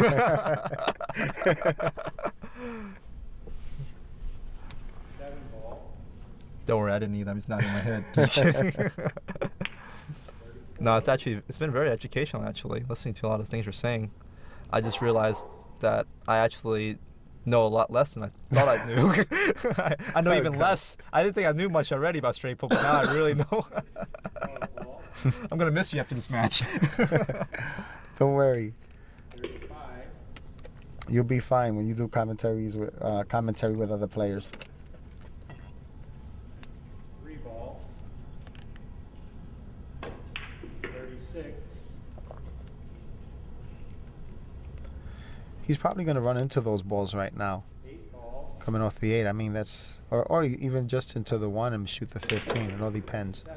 That's a good shot right there. I like the 4 as a key ball. I like the 10 ball as a key ball.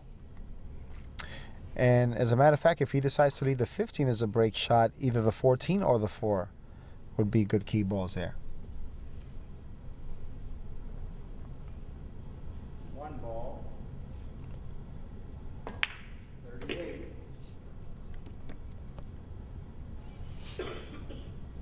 So he's up to 38. So this would be 42 if he ends up with 15 ball, if he ends up running the rest of the rack. 39, It's a nice shot. See, that's a great shot right there. You know how perfectly you need to hit that ball with absolute perfect speed to get dead straight in the 10 on the side, to then come off one rail and then use the other ball as a key ball. And over here, it doesn't matter. He could use a 14 or the 3 as a break shot, depending how he gets on either or. He's definitely given himself a lot of options here.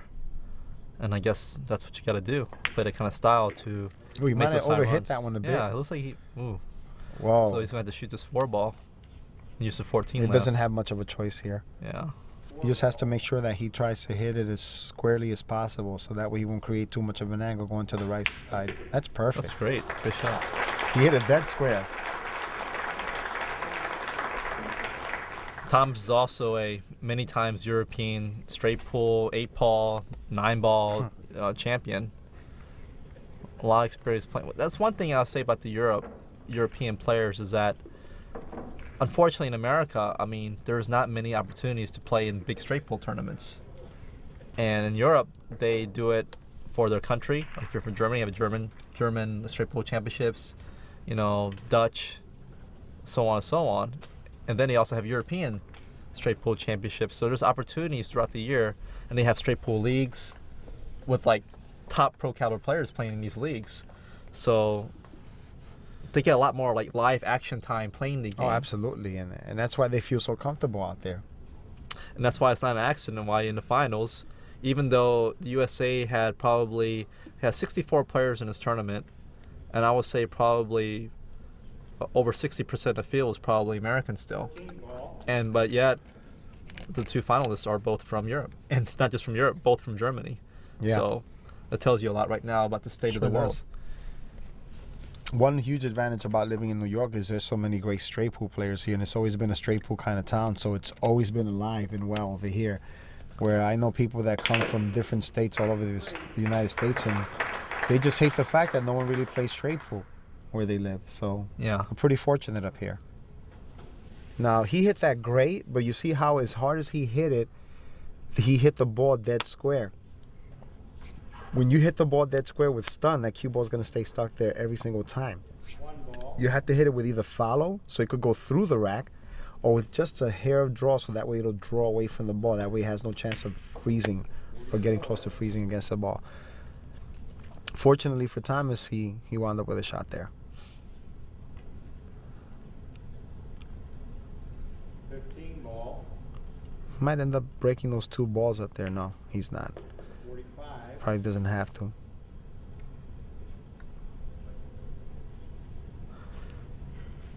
See, Thomas wants to put another 1 next Oh, to that 6. That would be huge. That's by his score.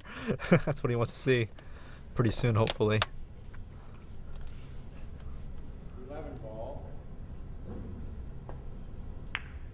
46,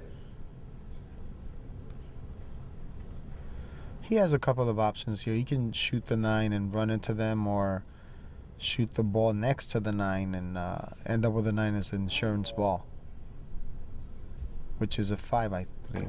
47, Wonder if the combo is on. I can't tell from here.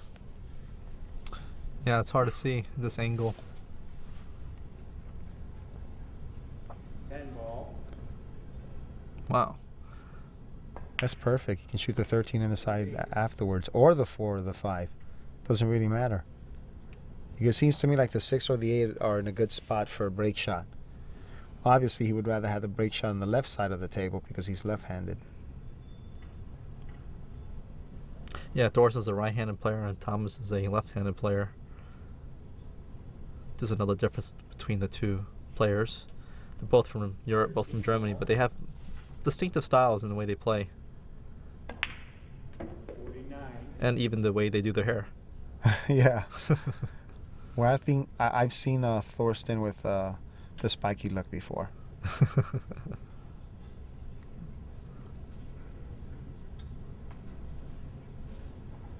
Tom was also he's from Cologne, Germany. He has a very successful pool room in Germany. See, I did not know that Thomas had a pool room. Yeah, it's one of the most busiest pool rooms in Germany. Wow, that's great. It's good for him. Yeah. 2 ball. It's amazing he even finds time to play. Well, maybe that's why he does have time to play. He probably has people running it for him. Well, he's come out and played more in America this past year than any other year in his life. He usually didn't come Look out at that much shot. outside That was of a Europe. nice shot. He knew he was going to come off that 8 and probably push the 4 down a bit.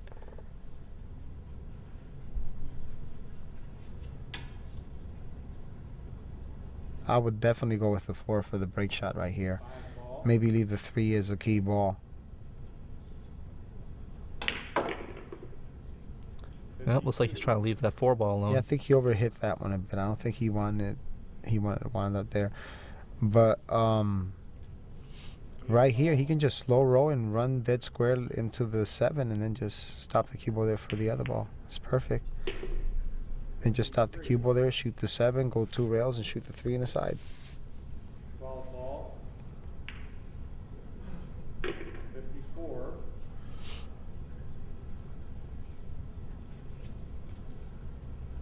7 ball.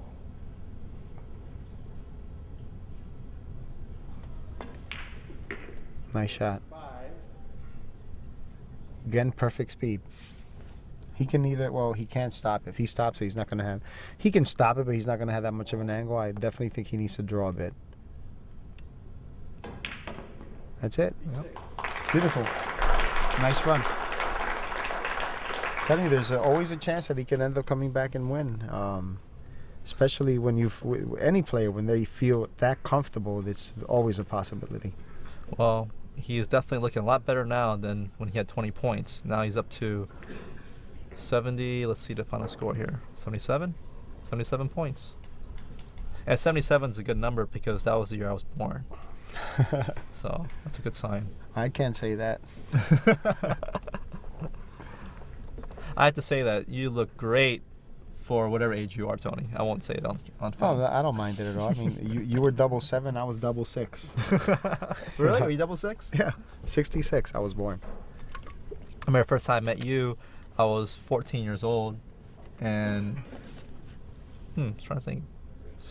So you're only 24. 4 ball. Mm-hmm. Wow, we've known each other a long time. Yeah. Well, this guy hits this one. I can't tell from here where the ball's going to hit off the tangent line. It's kind of tough to tell from this angle. But Yeah, to me, it looks like that he would want more angle than he got in the 4. But he's Yeah. going to force it in order to get the cue ball. Yeah. And that's the only thing I don't like about it, because then if you end up hitting the Oh. draw, it's very easy to overhit that ball. Oh, he lets himself tough here. Yeah. I'll tell you what, Thomas really is not getting very lucky off the break shots. He's not leaving himself, very easy. Of course, he's kind of put himself positioned to where he can't go in a stack like he wants to. Wow, Tony's not hesitating at all. This is a tough shot right here. Yeah. Oh, he makes these look like a hanger. Wow, I'm telling what you, a he shot. makes those shots look so easy sometimes. That was an amazing shot. I mean, That's when you can tell that someone is in dead stroke.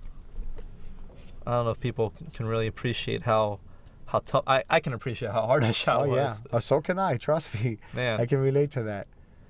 And like we said earlier, like in straight pull, that shot's difficulty is magnified compared to like 9 ball. It sure is, because the reason being is because most of the time you're shooting an easy shot, because you can pick or choose. But then when it comes to a situation like that where the ball's still tied up, you have a tough shot. You have to come up with a shot.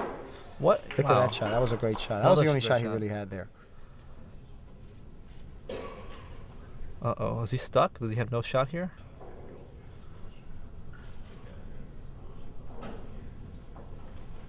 I'm not sure. It seems to me like he might be able to make the 1. The question is, what can he do after that? Is it possible to make the 7? I'm assuming that's a 7 there. Is it possible for him to go to the top rail? He can't even see the 1, as a matter of fact. There's a ball right in front of the cue ball. He's looking to see if he can make that in the side pocket. He has to be very careful here. Make sure that he doesn't... He's telling the referee to kind of hold down a little bit. He hasn't figured it out yet. He just wants to take a look. Yeah, he definitely doesn't want to be in the spot right now. He's making some great shots to try to get himself back into play here, but it's just not working out right now. ball, If he makes this ball, then he should be out from this rack because then he can shoot the 1 on the side and then shoot the 7 to break. Oh, he missed it. Yeah, he didn't even come close to that. Wow, he did not. He missed it. Wow. That was a big miss right there. And, as much as I hate to say that, might have been his last turn at the table. I have to agree with you. I just hate to bet that Thorston is not going to run these 40 balls. And if Thorston does run out over here, you have to be quite on. I have to be quite honest with you. It's like for him to be able to get out in 3 innings in a race of 200 is pretty strong. It is pretty strong. That's why I told you that I like that 50-50. So right now, this is his 3rd inning. So far in 2 innings, he's done enough damage to get through 160 points, averaging 80 balls per each inning. Mm-hmm. That's not bad. So all he has to do here, this inning, is just average half of what he's been doing. Yep, that's it. And he'll win. So Tony, what are we looking at here? Well, I think he's looking to see if he can pocket the 7 ball after he shoots a 9 ball. So it doesn't seem like he's too sure of that. So he wants to make sure he doesn't make a mistake. He wants to make sure that the ball goes, because he wants to finish it off. He wants to make sure that Thomas doesn't get another opportunity. And from here, it seems like it goes, but I'm not quite sure. So.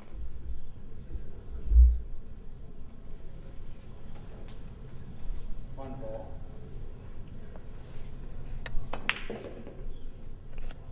Okay, so see, now he had that one good. He had that one great with some stun. So if he wants to, he can actually, elect to just come off the 15 and just break him out right now. 15 ball,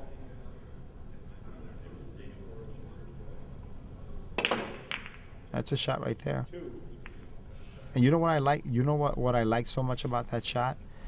The balls were lined up in a straight line going towards the middle diamond.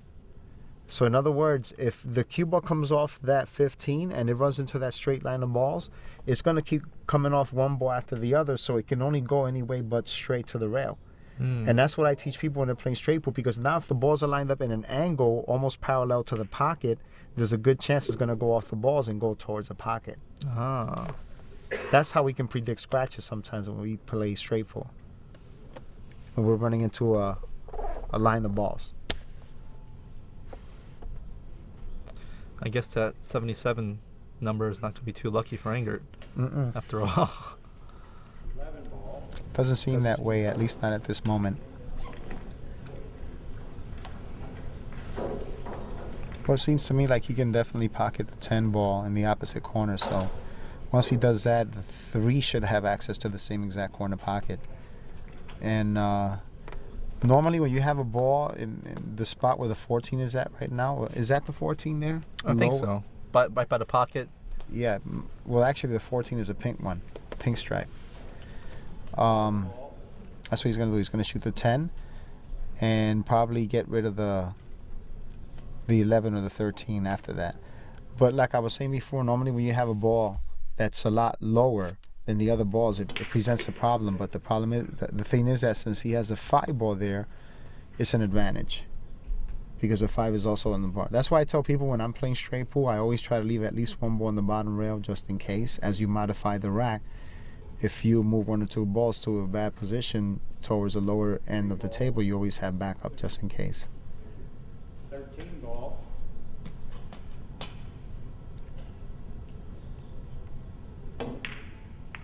Nice, very nice. I would definitely try to shoot the 3. And I think that might be the 12 and the 5 and then the 8 on the side. I think that's definitely the shot there. Oh, he could, yeah, I like that shot too. He can do that. He can shoot the 8, the 14, the 5, and the 3. Well, I like the other pattern better. A lot better. Because the 8 is still close to the break shot. I don't know if he's just, thinking about whether or not he's going to like that 8 in the side from that angle, which I'd be pretty surprised if he doesn't. He decided to shoot the 8. 8, See, that goes to show how many different patterns and styles are in straight pool. There's so many ways. A lot of times, sometimes it just comes down to, and it's not really a matter of right or wrong, but mostly like preference. That's exactly what it is. Soda pop, soda pop, soda pop. You owe me a soda. Jinx.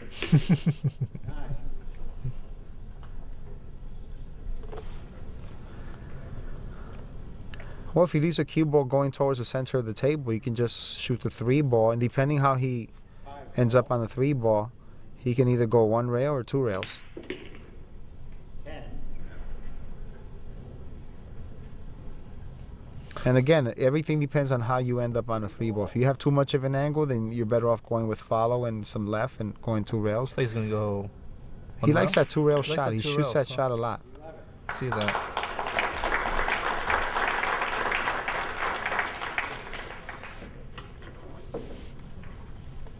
Oh, now he's in the 170s right now. He's 171. He's winning 171 to what? To 80? 77. 81? 77. Well, did Thomas make a couple of balls? I think he made 3, right? So it would be 80. Oh, did he? Let me see here. Because Thorston he had did make some 160 and they just gave him 11. So that means Thomas must have had 3. Well, let's make sure. Let's hope they give him those points. Okay, they're turning the score.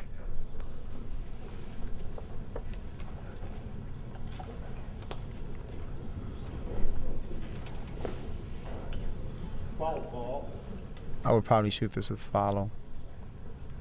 But then again, it all depends what part of the ball I'm going to hit. But I don't see any danger in hitting this with follow. He's going to hit it with draw. He loves to hit these shots with draw, I notice.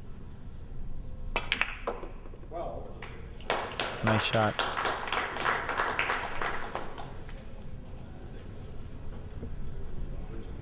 Yeah, I was correct. It was 170. The score is now 171 to 80 in favor of Thorston Hohmann over Thomas Engert.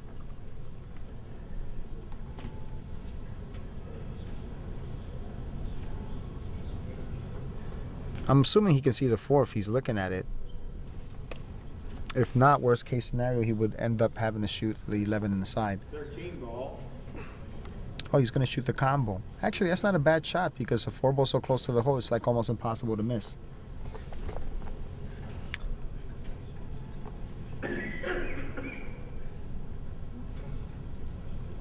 He's so close right now.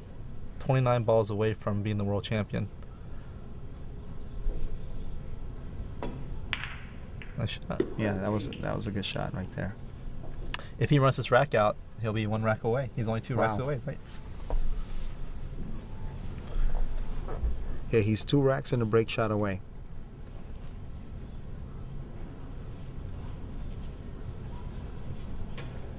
Three ball. 14.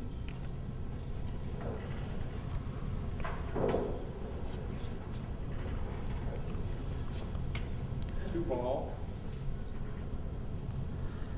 I wonder if he overhit that. I'm not sure if he wanted to leave an angle there to be able to run into them. Maybe he didn't. Maybe he wants to perform surgery again.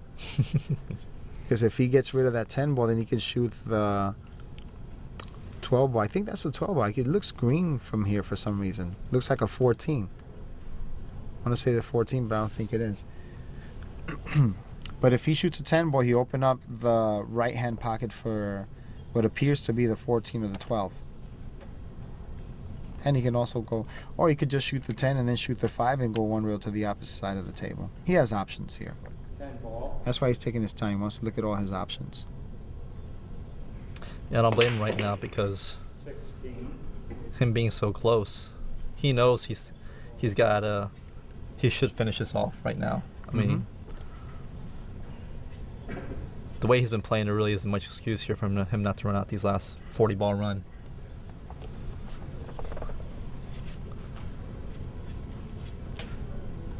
Ball. It's been long known among the players and fans that, if you don't know fans, that straight pool is ultimately his favorite game. This is the game that he was raised on playing by his coach in Germany, and he just has so much love for straight pool. So this title would mean so much to him. It would mean a lot for his coach in Germany. Oh, absolutely. And that's definitely a credit to his coach as well. Actually, they had a couple of young guns from Germany come here too. That was a nice shot the way he just moved that ball. Now by moving the 9 ball there, he has options here. He can either use the 8 or the 9 as a break shot. 4 ball, 6 is a great keyboard of the 7, and then use the 7 coming off the rail. 19, You're speaking about young German players. There's 2 young junior players. One, I think, Nico Otterman, right? he's about 18 or 19 years old, Nico Otterman, and he's a German European champion and Mhm. 8-ball champion. And then Nico Venner 5 ball, from the same city as Thorston, plays in the same pool club as Thorston. Yes. He's also a European junior straight pool champion, and we invited him to play in the event, and they did really well actually. Otterman actually finished, I think, in the top 16, and Nico did pretty well too. He didn't quite get that far, but he's got a bright future ahead of him. And here's the interesting part of the story is that, that to help the kids with the expenses, they spend a lot of money coming over here. Thorston offered to let them stay and room with him during the tournament. So That's pretty nice of him. so Thorston's rooming with 2 young kids that idolized him back in Germany, and so I said, how is it, Thorston? He goes, every night they talk to me, and I cannot sleep. and yet here he is still. He's in the finals here. Just shows you how much talent Thorston has, how much focus he has. Nothing can really distract him.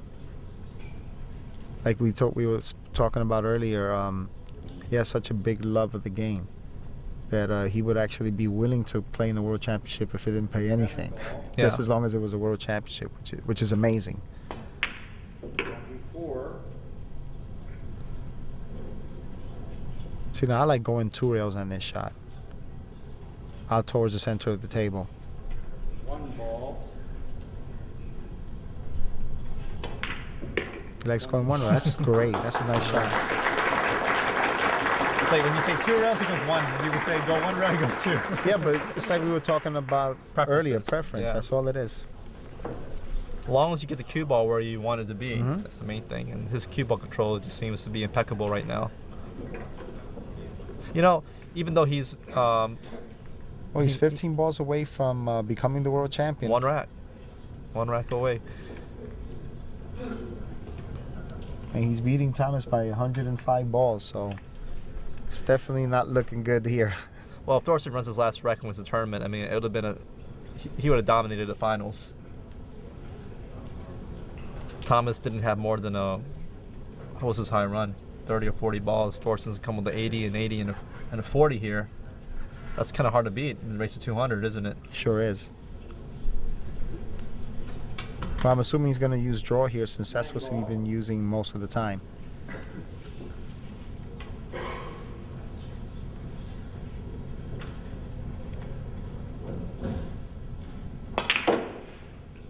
He's gonna get a shot. Yeah, I think he can make 10 the 10 10 on on the the side. side. Probably not. I don't know. From here, he looks like he can't. From another angle, looks like he can. Uh-oh. That's not good. He's throwing his hands up a little bit. Like, definitely does not like this.